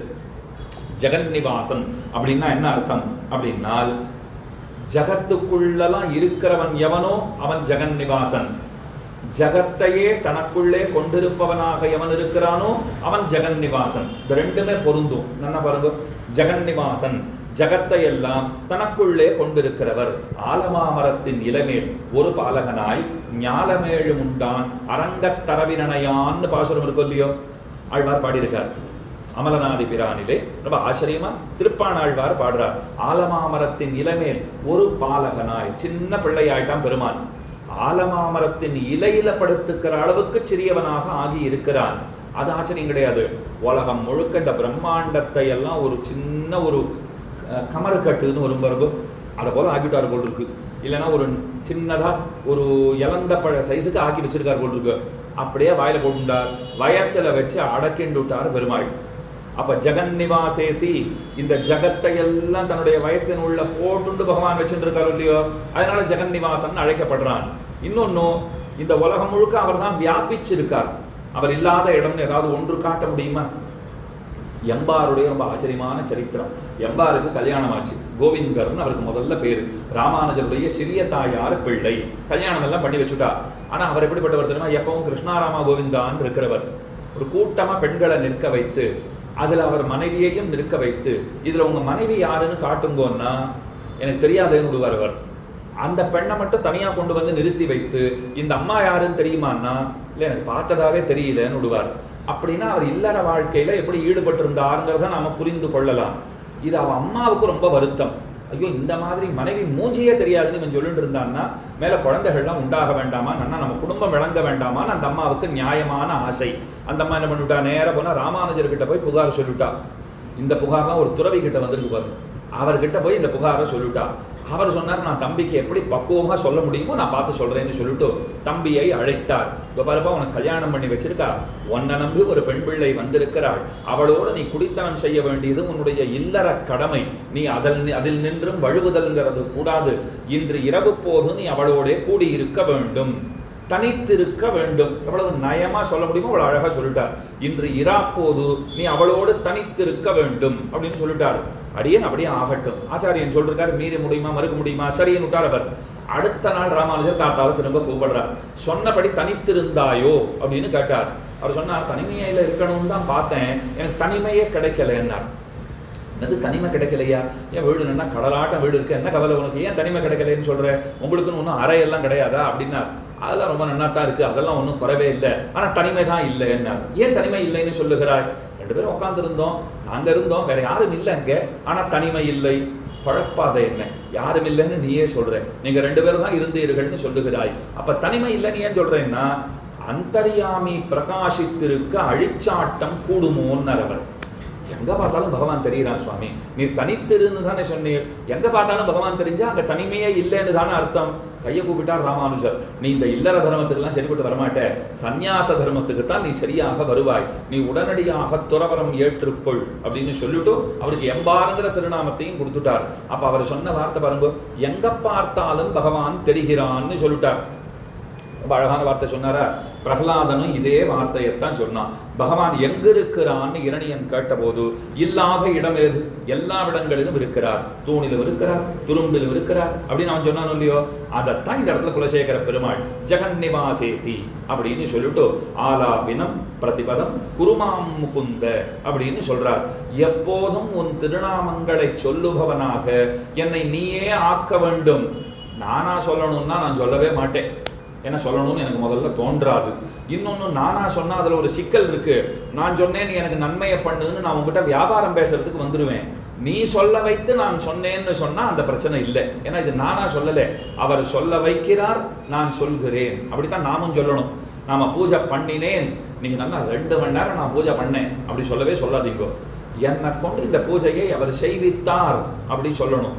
அவர் பண்ணி வச்சார், நான் பண்ணிட்டேன், அவ்வளவுதான். நான் யார் பண்றதுக்கு, என்னால் என்ன பண்ண முடியும்? அப்போ அவர் தான் நடத்தி வைக்கிறார்னு நாம சொல்ல வேண்டும். இப்படி பகவானை அழைத்தாரா, ஸ்ரீவல்லபா, வரதா, தயாபரா, பக்தப்பிரியா அப்படின்லாம் கூப்பிட்டாரோ இல்லையோ. உடனே குலசேகர பெருமாள் பார்த்தார், பெருமானுக்கு பல்லாண்டு பாட வேண்டும். இதுதான் ரொம்ப அடிப்படையான லட்சணம். ஒரு பக்தனும் நாம என்ன செய்யணும்னால், அவனை பார்த்தால் நீ நன்றாக இருன்னு சொல்லணும். பல்லாண்டுன்னு சொல்லுங்கோ, போற்றின்னு சொல்லுங்கோ, தோற்றோம்னு சொல்லுங்கோ, வாழின்னு சொல்லுங்கோ, வாழ்கன்னு சொல்லுங்கோ, ஜிதம் தேன்னு சொல்லுங்கோ, எல்லாம் ஒரே அர்த்தம் தான். ஏன்னா ஒன்று சொல்லியிருந்தா கூட நாங்கள் ஞாபகம் வச்சுருக்கோம் சுவாமி. இப்போ நீங்கள் இந்த 6-7 சொன்னப்பறம் தான் எங்களுக்கு குழப்பமே வந்ததுன்னு நீங்கள் கேட்கலாம். பல்லாண்டு பல்லாண்டு பல்லாயிரத்தாண்டு பல கோடி 100,000 மல்லாண்டு திந்தோள் மணிவண்ணா. அப்போ தோற்றோம்னா என்ன அர்த்தம்? சுவாமி நீர் ஜெயிச்சுட்டீர்னு அர்த்தம். இந்த ஆன்மாவை நீர் வெற்றி கொண்டீர். எத்தனை ஜென்மமா இந்த ஆன்மா உம்மோட சண்டை போட்டு விலகி விலகி போயிட்டு இருந்தது, நீர் ஜெயிச்சுட்டீர். நான் கை கூப்பிட்டேன் பாரும், நீர் ஜெயிச்சுட்டீர். அப்ப தோற்றோம்னு சொல்லலாம், வாழ்க, வாழி, பல்லாண்டு இதெல்லாம் சொல்லலாம். ஜிதந்தே புண்டரீ காட்ச நமஸ்தே விஸ்வபாவன நமஸ்தேஸ்து ரிஷிகேஷ மகாபுருஷ பூர்வஜ ஜிதந்தே, உனக்கு வெற்றி உண்டாகட்டும். இதைத்தான் அவரை பார்த்தா நாம சொல்லணும். அதைத்தான் இங்க குலசேகர பெருமாள் பண்றார். ஜயத்து ஜயத்து தேவோ தேவகி நந்தனோயம், ஜயத்து ஜயத்து கிருஷ்ணோ விஷ்ணிவம்ச பிரதீபः, ஜயத்து ஜயத்து மேகஷ்யாமல கோமலாங்கோ, ஜயத்து ஜயத்து பிருத்வி பாரநாசோ முகுந்தः, ஜயத்து ஜயத்து தேவோ தேவகி நந்தனோயம். பெருமானுக்கு தேவகி நந்தனன்னு பேரு. வேதமே கொண்டாடுறது பகவானை கொண்டாடும் போது தேவகி புத்திராய கிருஷ்ணாய அப்படிங்கிறது. ஆண்டாள் எப்படி கொண்டாடினான் பாருங்க. ஒருத்தி மகனாய் பிறந்து ஓரிரவில் ஒருத்தி மகனாய் ஒளித்து வளரன்னு பாடினான். 2 ஒருத்தி வந்திருக்கு. ஒருத்தி தேவகி, இன்னொரு ஒருத்தி யசோதை பிராட்டியார். அப்போ ஒருத்தி அது என்ன ஒருத்தினா அத்விதீயை, ஒப்பற்றவள்னு அர்த்தம். அந்த ஒருத்தி தான், இன்னொருத்தரே கிடையாது அப்படின்றோம் இல்லையா. அந்த ஒருத்தனுக்கு இன்னொருத்தன் ஈடாக மாட்டான்னு சில பேரை சொல்றோம், அந்த ஒருத்திக்கு இன்னொருத்தி ஈடாக மாட்டாள்னு சில பேரை சொல்றோமே. அப்படி ஒருத்தின்னு கொண்டாடத்தக்க பெருமை படைத்தவர்கள் 2 பேர். வேடிக்கை அல்லது ஒருத்தின்னு சொல்ல தகுந்தவர்கள் ஒருத்தி இல்லை, 2 பேர். ஒன்று தேவகி, ஒன்று யசோதை. ஏன் அந்த 2 பேருனால், ஒருத்தி பெற்றெடுத்தவள், ஒருத்தி வளர்த்தவள். வளர்த்த இதத்தாய் ஒருத்தி, ஈன்றெடுத்தவள் ஒருத்தி. அதனால் அவர்கள் அத்விதீயைகள். அவர்களுக்கு இன்னொருத்தரை நாம ஒப்பு சொல்லவே முடியாது. அப்ப தேவகி நந்தனனான கண்ணன் வடதேசத்தில் இருக்கிற துவாரகைங்கிற க்ஷேத்திரம் இருக்கே, அந்த க்ஷேத்திரத்துக்கு போனோம்னா கண்ணன் எம்பெருமான் துவாரகாதீசன் சந்நிதி. நேர் எதிரில் யாருக்கு தெரியுமா சந்நிதி? கருடன் ஹனுமான்லாம் இருக்க மாட்டா, தேவகி பிராட்டியார் தான் இருப்பா. தேவகி பிராட்டிக்கு இங்கே எதுக்கு சந்நிதின்னு நாங்கள் இருக்கிற அர்ச்சகர்கிட்ட போய் கேட்டேன். அவர் சொன்னார், தேவகி பிராட்டி பகவானிடத்தில் வேண்டிட்டா, பிறந்த உடனே அன்னைக்கே கொண்டு போய் எங்கள் வீட்டுக்காரர் உங்கள் அப்பா கொண்டு போய் அங்கே விட்டுட்டார், நந்தன் வீட்டில் கொண்டு போய் உன்னை விட்டுட்டாருப்பா. நீ கருப்பா சேப்பா, நீ விளையாட்டு பிள்ளையா இல்லை சாது பிள்ளையா, அழறவனா சிரிக்கிறவனா ஓடுறவனா உட்கார்றவனா ஒன்றும் எங்களுக்கு தெரியாது. உன் விளையாட்டு எதையும் நான் பார்க்கவே இல்லையே. திருவிலேன் ஒன்னும் பெத்திலேன், எல்லாம் தெய்வனங்கை யசோத பெத்தாளேன்னு குலசேகர ஆழ்வார் பெருமாள் திருமொழியில் பாடி வச்சிருக்கார். தேவகியினுடைய புலம்பலை பதிவு செய்து வைத்திருக்கிறார். அதனால எந்த விளையாட்டு என்னால் பார்க்க முடியாத போயிட்டேன்னு ஓன்னு அழுதுருக்கா. பகவான் பார்த்தார், கவலையே படாது, என் சந்நிதிக்கு எதிர உன் சந்நிதி. கார்த்தால நான் எழுந்துக்கிறதுலேருந்து ராத்திரி சயனத்துக்கு போகிற வரைக்கும் எல்லா காட்சிகளையும் உனக்கு கொடுத்துட்டு தான் மற்றவர்களுக்கு நான் தருவதாக இருக்கிறேன் என்று தேவகி பிராட்டிக்கு பெருமான் தன்னை முற்றூட்டாக கொடுத்திருக்கிறான் துவாரகையிலே. ஜெயது ஜெயது தேவோ தேவகி நந்தனோயம். தேவகியினுடைய நந்தனனாக பெருமான் அவளுக்கு ஆனந்தத்தை கொடுக்கிறவனாய் அவளுடைய பிள்ளையாக அவதரித்திருக்கிறானே, அந்த தேவனுக்கு பல்லாண்டு. தேவன் தேவகி நந்தனன், இந்த 2த்துக்கும் ஒரு தொடர்பு இருக்கு. தேவன்கிற சப்தத்துக்கு பல அர்த்தங்கள். அதில் முக்கியமாக ஒரு அர்த்தம் சொல்றா, லீலைகளை அனாயாசமாக செய்பவன். கார்த்தால சொன்னதே தான் இப்பயும் சொல்றேன். கார்த்தால எத்தனை மணிக்கு சொன்னேன்னா, ஒரு 8:45 மணிக்கு ஒரு வார்த்தை சொன்னேன். என்ன சொன்னேன்? இன்னும் 15 நிமிஷம் தான் இருக்கு, கொஞ்சம் கவனமாக கேளுங்கோன்னு. இப்போ 7:45க்கும் அதே தான் சொல்றேன். இன்னும் 15 நிமிஷம் இருக்கு, கொஞ்சம் கவனமாக கேளுங்கோ. ஏன்னா கடைசி 15 நிமிஷத்துக்கு ஒரு உற்சாகம் தொற்றிக்கொள்ளும். ஏன் அப்போ தான் நீங்கள் கொஞ்சம் ஏதாவது சுமாராக சொல்லுவீரான்னா 15 நிமிஷத்தில் முடிய போகிறதுங்கிற உற்சாகம் தொற்றிக்கொள்ளும். வேற எந்த உற்சாகமும் கிடையாது. அதனால் 15 நிமிஷம் தான் இருக்குது, கொஞ்சம் நன்னா கேட்டுக்கோங்க. தேவகி நந்தனன் பெருமான் அவதாரங்களை செய்து மகன் ஒருவர்க்கல்லாத மாமேனிமாயன் மகனாகுறான். பேயாழ்வார் பாடுறார், பகவானுக்கு ரொம்ப ஆசையாம். இந்த உலகத்தில் இருக்கிற பிள்ளைகள்லாம் அப்பா அம்மா சொன்னால் கேட்க மாட்டேங்கிறது. எனக்கு அப்பா அம்மா இருந்திருந்தா எப்படி நான் நடந்துட்டு இருப்பேன் தெரியுமா? உடனே நான் போய் சொன்னேன், இது சொல்கிறது ரொம்ப சுலபம், பிறந்து அனுட்டிப்பதுங்கிறது தான் ரொம்ப கடினம். இருக்கிறவா அப்படித்தான் சொல்லிடுவா. அதான் இல்லாதவாளை கேட்டால் எங்கள் அப்பா இருந்து சொன்னால் நான் எல்லாம் கேட்டு பண்ணியிருப்பேன். அவள் என்ன சொல்லுவா, நீ கேட்டு சொல்லி நடக்கிற பிள்ளையா இருந்தால் அவர் இருந்திருப்பாரு, இப்போ இல்லையே அப்பயே புரிஞ்சுக்கலாம், அவர் புரிஞ்சுன்னு போயிட்டார் போல் இருக்கு அப்படின்னு விட்டா என்ன பதில் சொல்ல முடியும்? இப்போ அப்போ நாம் என்ன சொல்லிட்டோம்? அதெல்லாம் அப்பா அம்மா சொல்கிறதெல்லாம் ரொம்ப ஒன்றும் ஈஸி எல்லாம் கிடையாது. அவள் அதான் சொல்லிகிட்டே தான் இருப்பா, அப்படிலாம் கேட்டுலாம் நடக்க முடியாது, நீ சும்மா சொல்கிறேன்னு சொன்னோம். பகவான் பார்த்தார், இல்லை நான் பிறந்து அனுட்டித்து காட்டுகிறேன், தந்தை சொல்மிக்க மந்திரம் இல்லைங்கிறத இந்த உலகத்தில் நிலைநாட்டி காட்டுகிறேன். அதுக்கு தான் அவதாரமே பண்ணியிருக்கார். சரி, இப்போ அப்பாவுக்கு எங்கே போவேன் அப்படின்னா, இது நியாயமான கேள்வி. நான் எல்லாருக்கும் தகப்பனா இருக்கேன், எனக்குன்னு அப்பான்னு நான் யாரை போய் கூப்பிடுறது? இப்போ வேற வழி கிடையாது. பிள்ளைகளில் யாரேனும் ஒருத்தரை தேர்ந்தெடுக்கணும், அவருக்கு அப்பா பதவியை கொடுக்கணும். அப்பாவா இருக்கிற நான் என் பிள்ளையில ஒருத்தர் அப்பாவாக்கி வச்சிருக்கேனே, அவருக்கு பிள்ளையா வந்து பிறக்கணும், என் பிள்ளையா அப்பாவாக்கணும். சுவாமி, இந்த 15 நிமிஷம் இப்போ சொன்னீரே, இப்போவே உங்களுக்கு குழம்ப ஆரம்பிச்சுடுத்து, 15 நிமிஷம் தாங்காது போல் இருக்குன்னு நீங்கள் சொல்லலாம். இப்போ திரும்பவும் உங்களுக்கு சொல்கிறேன், பகவான் என்ன பண்ணுறார்? தந்தையாயிருக்கிற பகவான் தன் பிள்ளைகளிலே ஒருவரை தேர்ந்தெடுத்து அவரை தந்தையாக்கி, பிள்ளையை தந்தையாக்கி, தந்தையாக இருக்கிற தான் பிள்ளையாகி, பிள்ளை தந்தையாகி இருக்காரே, அந்த தந்தை சொல்றதையெல்லாம் தந்தை பிள்ளையாகி இவரே கேட்டிருக்கார். மொத்தம் ஒன்று விடாத கேட்டு நடந்திருக்காரு இல்லையோ? அப்போ அதை ஒரு லீலையா செஞ்சிருக்காரு. இப்போ தேவன் திவு கிரீடா, இந்த திவுங்கிறது ஒரு வேர் சொல் இருக்கு சம்ஸ்கிருதத்தில். அது பல அர்த்தங்களை கொடுக்கும். அது ஒளியை சொல்லும், விளையாட்டை சொல்லும், மேன்மையை சொல்லும், இந்த மாதிரி பல அர்த்தங்களை அது தர வல்லது. அது இந்த விளையாட்டுங்கிறத முக்கியமாக வச்சுக்கோங்க. விளையாட்ட அவதாரங்களை பண்ணியிருக்கார் பகவான். எதொன்னையும் அவர் சிரமப்பட்டு செய்திருக்கிறாரா? கிள்ளிக்கடைந்தானை பொல்லாவரக்கனை கிள்ளிக்கடைந்தானைன்னு பாசுறோம். ஒன்றும் கஷ்டப்பட்டெல்லாம் ஒன்றும் ராவணனை வதமே பண்ணலை, பூ பறிக்கிறா போல பறிச்சிருக்கார். நன்னா பரிச்சார் சுவாமி, எவ்வளோ கஷ்டப்பட்டிருக்கார். அந்த நாகபாசத்துக்கு கட்டுண்டு கீழே கடந்தார். சஞ்சீவினி பர்வதத்தை ஹனுமான் கொண்டு வர வைத்தான், 2 பேரும் பொழைச்சான கதையெல்லாம் நாம பார்க்கிறோம். இன்னமும் அனாயாசமா முடிச்சார்னு சொல்றீரேனால் பகவான் என்ன தெரியுமா சொல்றார்? ஐயோ, நான் நினைச்சா ராவணனை முடிக்கிறதுக்கு ராமனா வரணுங்கிற தேவை கூட கிடையாது. நான் வைகுண்டத்தில் உட்காந்துட்டே ஓய் வந்தா ராவணனா ஆட்டம் கொஞ்சம் அதிகமா இருக்கா அப்படின்னு விரல அசைச்சன்னா கீழே விழுந்துருவான். பொத்துன்னு கீழே விழ போறான், போயிட போறான். நான் என்ன பிறந்துதான் இவ்வளவு கஷ்டப்படணுமா? ஒரு விளையாட்டா பிறந்திருக்கேன். ஏன் ராவணனை நீ பொல்லாவரக்கனை கிள்ளி களைந்தானேன்னு ஆண்டாள் பாடியிருக்கா. நீ அப்படி முடிச்சா போல தெரியலையே. இதை தெரிஞ்சுக்கிறதுக்கு நீங்க ஒரு கதையை தெரிஞ்சுக்கணும். விபீஷணன் வந்தானா சேர்த்துக்கணும்னு ராமன் சொன்னாரா? சுக்ரீவன் சொல்லிட்டான், அதெல்லாம் கூடாது. நீ இதை பாருப்பா, என்கிட்ட வந்திருக்க, காப்பாத்துன்னு என்கிட்ட வந்திருக்கியோ இல்லையோ, நான் சொல்றத கேளுன்னா. பெருமாள் பார்த்தாரு, ஏதோ இவன் குரல்ல என்னமோ கொஞ்சம் ஆணவம் துவனிக்கிறா போல இருக்கே.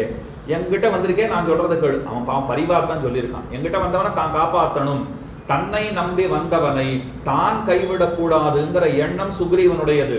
ராமன் அழகா வார்த்தை சொன்னார், எனக்கும் அதே எண்ணம் தானே இருக்கும். உன்னை நம்பி வந்த என்னை விட்டுடக்கூடாதுன்னு உனக்கு எண்ணம், என்னை நம்பி வந்த விபீஷணனை விட்டுடக்கூடாதுன்னு என் எண்ணம். 2 பேரும் ஒரே மாதிரி தான் நடந்துட்டு இருக்கோம். இப்போ அதெல்லாம் சுக்ரீவன் சொல்லிட்டான், அதெல்லாம் ஒப்புக்கொள்ள முடியாது. நீ அவனை சேர்த்துண்டு நாளை பின்ன அவன் உன்னை ஏதாவது பண்ணிவிட்டா என்ன பண்றது? அப்புறம் நாங்க தானே கவலைப்படணும், காப்பாற்றுற பொறுப்புல நாங்க தானே இருக்கோம்னு ஒரு வார்த்தையை விட்டுட்டான். அப்ப மெதுவா சொன்னார், இதோ பார்ப்பா, நான் ஏதோ ராவணனை முடிக்க முடியாது இங்க உட்கார்ந்துட்டு இருக்கேன்னு நினைக்காதே. நான் நினைத்தேனாகில் என்னுடைய விரல் நுனியினாலே, என்னுடைய நகத்தினாலேயே ராவணனை அழிக்க வல்லேன் நான் அப்படின்னு ஒரு வார்த்தை சொன்னார். வியாக்கியாதாக்கள் எழுதினா இவருக்கு நரசிம்ம அவதார ஞாபகம் வந்துடுத்து. ஒன்றும் செய்யாதெல்லாம் இவர் இப்போ சொல்லலை. ஏற்கனவே ஒருத்தனை நகங்களை கொண்டே, கூறிய நுதி போன்ற நகங்களை கொண்டே நான் முடிச்சிருக்கேன். இப்போ அதே போல ராவணனை முடிப்பது ஒன்றும் எனக்கு சிரமமான காரியம் என்றுன்னு சொல்லுகிறார். உடனே சுக்ரீவன் கேட்டானா, வெறும் பேச்சா இருக்கக்கூடாதுப்பா, செஞ்சு தான் காட்டேன், ஏன் செய்யலைன்னு கேட்டான். முடியும்னு சொல்றியோ இல்லையோ, ஏன் செய்யலை? ராமன் பதில் சொன்னா, நீ முதல்ல சொன்னதை கவனிக்கல போல் இருக்கு. நான் நினைத்தேனாகில்னு ஒரு வார்த்தை சொல்லியிருக்கேன். நான் நினைச்சா பண்ணுவேன்னு சொல்லியிருக்கேன், நினைக்கல பண்ணல, அவ்வளவுதான். நினைச்சா ஒரு கண வேலை இது. அப்போ உங்களுக்கெல்லாம் பெருமை சேர்த்து தரணும்னு தான் உங்களை நான் சேர்த்துட்டு இருக்கேனே தவிர, இன்றைக்கும் ராமன் புகழ் இந்த உலகம் என்று வரைக்கும் பாடுமோ அன்று வரைக்கும் வானரங்களினுடைய புகழையும் பாடும். பாடுமா பாடாதா? கண்டிப்பா பாடும். இப்போ வானரங்கள் இல்லைன்னா ராவணனை பகவானால ஜெயிச்சிருக்க முடியாதா? அதெல்லாம் நன்னா ஜெயிச்சிருக்க முடியும். இப்போ ஏன் சுவாமி வானரங்களை சேர்த்துட்டாருன்னா, அந்த வானர ஜாதிக்கு ஒரு பெருமை சேர்த்து தரணுங்கிறது இவருடைய அபிப்பிராயம். தன்னை கொண்டாடுற உலகம் அவர்களையும் கொண்டாடணும்னு அவருக்கு ஒரு ஆசை. அப்போ எல்லாம் ஒரு விளையாட்டா அவர் பண்ணியிருக்காரு இல்லையோ, அதனாலே தேவன் கொண்டாடப்படுகிறான். தேவகி நந்தனோயம் ஜெயதோ ஜெயதோ கிருஷ்ணோ விஷ்ணி வம்ச பிரதீபா. யது வம்சத்துல விஷ்ணின்னு ஒரு ராஜா, அந்த ராஜாவினுடைய பரம்பரையிலே வந்ததினாலே விஷ்ணி வம்சத்தை சேர்ந்தவன் கண்ணன். பிரதீபகா, ஒரு விளக்கு போல அவர் அவதரித்திருக்கிறார். ஆயர் குலத்தினில் தோன்றும் அணிவிளக்குன்னு கொண்டாடுறோம் இல்லையா? ஒரு விளக்காட்டம் தோன்றி இருக்கிறார். கிருஷ்ணன்கிற சப்தத்துக்கு அர்த்தமே பூமிக்கு ஆனந்தத்தை தருகிறவர். கிருஷ்ணன் என்ன அர்த்தம்? பூமிக்கு ஆனந்தத்தை தருகிறவர். ஆமாம் சுவாமி, கண்டிப்பா உண்மைதான் அப்படின்னாரு ஒருத்தர். ஏன்னு கேட்டேன், எவ்வளோ வெள்ளம் பக்ஷணம் பண்ணுறா தெரியுமா? ஸ்ரீ ஜெயந்தி கோகுலாஷ்டமின்னு வந்துடுத்துன்னா எத்தனை பண்ணி கொடுக்குறா. நல்லா 10 நாளைக்கு வச்சு நல்லா ஜாம்னு சாப்பிட்டுட்டே இருக்கலாம். அப்போ ஆனந்தத்தை தருகிறவர் அவர் தான். அவர் என்ன ஆனந்தத்தை மட்டுமா தரார்? சீடை தரார், முறுக்கு தரார், தட்டை தரார், பழங்கள்லாம் கொடுக்குறார், தென்குழல் தரார். மன உகப்பு கேட்டிருக்கீங்களா? மனோப்புன்னா புரிஞ்சிடும். முள்ளு முள்ளா பண்றா பாருங்கோ, அந்த முள்ளு தேங்குழலுக்கு என்ன அழகா தமிழ்ல பேர் வச்சா போல எந்த பாஷையிலையும் பேர் வச்சிருப்பான்னு நமக்கு தோணலை. மன உகப்புன்னு பேரும் அதுக்கு. ஏன்னா அதை பார்த்தாலே மனசுக்கு ஒரு உகப்பு ஏற்பட்டுடும். அதனா ஒரு தட்டில் போட்டு கொடுத்துட்டான்னா, இப்போ இங்கே இருக்கிறவா நாளைக்கு பண்ணணும்னு கூட சில பேர் முடிவு எடுத்திருப்பீங்க. சொல்லும் போதே ஒரு ஞாபகம் வந்துடுறதோ இல்லையோ, சில பேர் இருப்பா இந்த வயசா அந்த நாள் ஆசாமிகளாக இருந்தால் சொல்லி, என்ன பெரிய பிரமாதம், நாளைக்கு பண்ணிட்டா போச்சுன்னுவா. நாங்கள் என்ன தெரியுமா சொல்றது, என்ன பெரிய பிரமாதம், சாப்பிட்டுட்டா போச்சு, அவ்வளவுதான் நம்மளால முடியும். பண்ணிட்டா போச்சுன்னு சொல்ற சாமர்த்தியம் நம்ம கிட்ட கிடையாது. சாப்பிட்டுட்டா போச்சுங்கிற சாமர்த்தியம் நீங்க டப்பா பண்ணி வச்சாலும் அரை மணியில டப்பாவோட சேர்த்து சாப்பிட்ற அளவுக்கு ஆற்றல் இருக்கு. அதுல ஒன்றும் சந்தேகமே கிடையாது. அப்ப மன உகப்புன்னு பேர் வச்சிருக்கா, முறுக்குன்னு பேர் வச்சிருக்கா. இதெல்லாம் பண்ணி கொடுத்துட்டா எவ்வளவு சந்தோஷம். அப்ப கிருஷ்ணன் ஆனந்தத்தை தருகிறவர், பக்ஷணங்களை தருகிறவர், தானே பக்ஷணமாட்டம் இருக்கிறவர். அவரே ஆறாமமுதமாத்தான் இருக்கார். அவரே எத்தனை பருகினாலும் திகட்டாத ஆறாமமுதம். அந்த கண்ணனுக்கு பல்லாண்டு பாடுறார். ஜெயது ஜெயது மேகஷ்யாமல கோமலாங்கோ. பெருமான் கருத்த கார்மேகத்தை போல இருக்கார். கண்ணன் நின்றுட்டு இருப்பாராம். லீலாசுகர் அழகா வர்ணிக்கிறார். ஸ்ரீகிருஷ்ண கருணாமிருத்தத்துல சொல்றார், கண்ணன் கருத்த கண்ணன் நிக்கிறார் இல்லையோ, யமுனை தான் கருப்பாக ஓடிட்டு இருக்குன்னு நினச்சிட்டு கண்ணுக்குட்டி எல்லாம் தீர்த்தம் பருகணும்னு ஓடி வந்துடுமா. பக்கத்தில் வந்து பார்த்துட்டு ஒன்று பார்த்துட்டு அப்படி பேசிக்குமா, பார்வையாலேயே பேசிக்குமா. ஐயோ நம்ம ஏதோ யமுனை நினச்சி ஓடி வந்துட்டோம், யமுனையும் கருப்பு தான் கண்ணனும் கருப்பு தான், இது யமுனை கிடையாது நம்ம கண்ணன்டா இது அப்படின்னு பேசிக்கொள்ளுமா. அப்போ மேகசியாமல கோமலாங்கோ கருத்த நிறத்தை உடையவனாய் கார்மேகவண்ணனான பெருமான், அந்த பெருமான் கோமலாங்கா மேகம் போலே கருத்தவனாய் நல்ல மெத்தென்ற உடல் படைத்தவனாய் மிருதுவான உடல் படைத்தவனான கண்ணன்.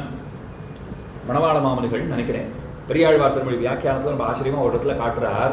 இந்த பெண்கள் எல்லாம் மஞ்சள் தேய்த்து குளிக்கிற பழக்கம் இருக்கிறவாள் இல்லையோ, மஞ்சள் தேய்ச்சி குளிக்கிறவா என்ன பண்ணுவா, அது நல்லா 10 மஞ்சளான்னு பரிசோதித்து பார்ப்பதற்கு பாறையில் வச்சு நன்னா அதை அப்படி இப்படி தேய்ச்சி பார்த்துட்டு நன்னா பத்துறதோ கையை பாருங்க. இந்த மருதாணி மஞ்சள் எல்லாம் நல்லதாக இருந்ததுன்னா அரைச்ச போதே கையை காட்டுவா, மருதாணி அப்படியே நன்னா பத்தி இருக்கும் கையில். அதை போல் 10 மஞ்சளும் அப்படி பத்தணும் இல்லையோ. இப்போ பாறையில் வச்சு தேய்க்கணும் என்ன செய்யறதுன்னா கண்ணன் குடுகுடுன்னு ஓடிட்டு இருப்பாராம். கண்ணங்கரையல்னு கண்ணன் ஓடுறத பார்த்தா இங்கே வான்னு கூப்பிடுவாளாம். குனிய சொல்லிட்டு நன்னா முதுகலைத்தான் தேய்ப்பாளாம். தேய்ச்சி பார்த்துட்டு நன்னா 10 மஞ்சள் இது ஓடி போனால் பாவம் அந்த குழந்தையும் பாருங்கோ வந்துட்டு நான் பரம்பொருள்னு சண்டை போட போறாரா அவர். பரமசிவனார் ராமனை துதிக்கும் போது சொல்றார், இந்த துளசிதாசர் காட்டுறார் தம்முடைய துளசி ராமாயணத்தில் சொல்றார். பரமசிவனார் ராமனை துதிக்கும் போது சொல்றார், நீ எத்தனை பெரியவன், ஆனால் தசரதன் வீட்டு முற்றத்திலே தவழ்ந்து கொண்டிருக்கிறாயே, எத்தனை சுலபனாயிட்ட நீ அப்படிங்கிறார். கண்ணனை பற்றி சொல்லும் போது வேதாந்த தேசிகன் கோபால விம்சதியில பாடுறார், நாதஸ்ய நந்தபவனே நவநீத நாட்டியம்னார். அத்தனை பெரிய நாதன் தலைவன் அவன் என்ன பண்ணிட்டு இருக்கான், ஒரு காதில் இப்படி கையை வச்சுட்டார், ஒரு கையை இப்படி தூக்கினுட்டார், கொஞ்சோண்டு வெண்ண கூட நாளையிலேருந்து கண்டிப்பாக கேட்க மாட்டேன், இன்னைக்கு ஒரு நாள் மட்டும் கொடுத்துடு பார்க்குறாரு வேதாந்த தேசிகன். ஐயோ எப்பேற்பட்ட ஆசாமினி, சாட்சாத்து பரம்பொருள் மேலான தெய்வமே நீதான். இங்க நாதன் வீட்டில் நந்த பவனத்திலே அவன் வீட்டு முற்றத்திலே வெண்ணைக்காடும் பிள்ளையாக ஆகி நிற்கிறாய், எனக்கு கொஞ்சோண்டு ஒரு கை வெண்ணெய் தரக்கூடாதா, நான் தினமா கேட்குறேன். அவன் அம்மா அப்படி பார்த்தா, என்னது தினமா கேட்குறியா, நீ 2 நிமிஷத்துக்கு ஒரு தடவை கேட்டுருக்க, நீ இது என்ன தினமா கேட்குறேங்க சொல்றேன்னா நீ குடு அப்படின்னு கேட்கறதான் கண்ணன். அப்பேற்பட்ட கண்ணன் அவனுக்கு எத்தனை நாம பல்லாண்டு பாடினாலும் தகும், அவனுடைய திருமேனி அத்தனை மிருதுவானதுங்கிறார். எத்தனை மிருதுவானது, பிராட்டிமார்கள் தொட்டாலும் கன்றி போகும்படியான திருமேனின்னா, அப்படி போய் தொட்டா கூட அந்த இடம் செவந்து விழுமா, அந்த அளவுக்கு மென்மை படைத்தவனாக இருக்கிறான். இந்த மென்மையை 2 விதமா பார்க்கலாம், உடல் அளவிலும் மென்மை, மனத்தளவிலும் மென்மை. நாம கூட நம்மளை பத்தி அப்படித்தான் நினைச்சிட்டு இருக்கோம், நான் ரொம்ப மென்மையானவன் அப்படின்னுவோம். ஏன்னு கேட்டேன், ஒரு டிவி சீரியல்ல ஏதாவது ஒன்று கொஞ்சம் கஷ்டப்படுறா போல வந்துடுத்துனா கூட என்னால் முடியவே முடியாது, தாங்கிக்கவே முடியாது, நான் ஒன்று அழ ஆரம்பிச்சிடுவேன். இப்போ தான் 2 நாள் முன்னாடி தான் ஏதோ ஒரு ஆராய்ச்சி கட்டுரை ஒன்று படித்தேன். அதில் என்ன தெரியுமா போட்டிருந்தா, உங்களுக்கு டிவி சீரியல்லாம் பார்த்தா கூட எங்காவது ஏதாவது யாரோ கஷ்டப்படுறா பால் பார்த்தா உங்கள் கண்ணிலேருந்து பொலபலன்னு தண்ணீர் கொட்டுகிறதா, ஆமாம் ரொம்ப வசதியாக ஏதோ சொல்லப்படுறா போல் இருக்குன்னுட்டு ஆமாம்னு டிக் பண்ணேன். அடுத்தது போட்டிருந்தா, இருக்கிறதுலையே மன உறுதி படைத்தவர் நீங்கள் தான் போட்டிருந்தா. இந்த மாதிரி ஏதாவது ஒன்றுத்த பார்த்துட்டா பொலன்னு கண்கள்லேருந்து தண்ணீர் வந்துடுத்துன்னா ஏதோ ரொம்ப உடஞ்சி போயிடுறவான்னெல்லாம் நினச்சிக்காதீங்கோ, உங்களுக்கு மன உறுதி அதிகம் அப்படின்னு போட்டிருக்கா. அப்போ மன உறுதி இல்லாதவர்னா கல் மாதிரி இருப்பாருன்னு எழுதி வச்சிருக்கா. இது என்ன ஆராய்ச்சி பண்ணாலோ தெரியல. அது சில பேர் நான் பார்த்துருக்கேன், டிவி சீரியலில் ஏதோ கொஞ்சம் இடக்கு மடக்கா நடந்து போச்சு, கொஞ்சம் அதில் நிலைமை சரியில்லைன்னா இல்லை இன்னைக்கு சாப்பிட்ற மூடே இல்லை அப்படின்னு சொல்லிடுவா. கணவர் கிட்ட இருந்தது சாப்பிட்ற மூடு இல்லையா, சரி எனக்கு அப்படின்னா பண்ணுற மூடே இல்லைன்னா, சாப்பிட்ற மூடு இல்லைங்கிறது இல்லை, சமைக்கிற மூடே இல்லாத போச்சுன்னா அவர் நினச்சி நம்மளும் உட்காந்து அழுதுறது தான் நமக்கு அப்படி ஆயிருந்திருக்கும் என்னமோ. நாம் இப்போ அழறோம், எதை பார்த்து சோறு இல்லைன்னு எழுதுன்னு இருக்கோம், தவிர அதை பார்த்து அழற இடத்துல அவர் இருக்காராப்போ. அப்போ மென்மையானவர்கள்னா உள்ளத்தளவில் மென்மைங்கிறது ஒன்று, உடல் அளவில் மென்மைங்கிறது ஒன்று. இந்த 2மே பகவான் இடத்துல உண்டு. உள்ளத்தாலும் மென்மையானவர், உடலாலும் மென்மையானவர். ஜெயது ஜெயது மேகசியாமல கோமலாங்கோ ஜெயது ஜெயது பிருத்வி பாரநாசோ முகுந்தா.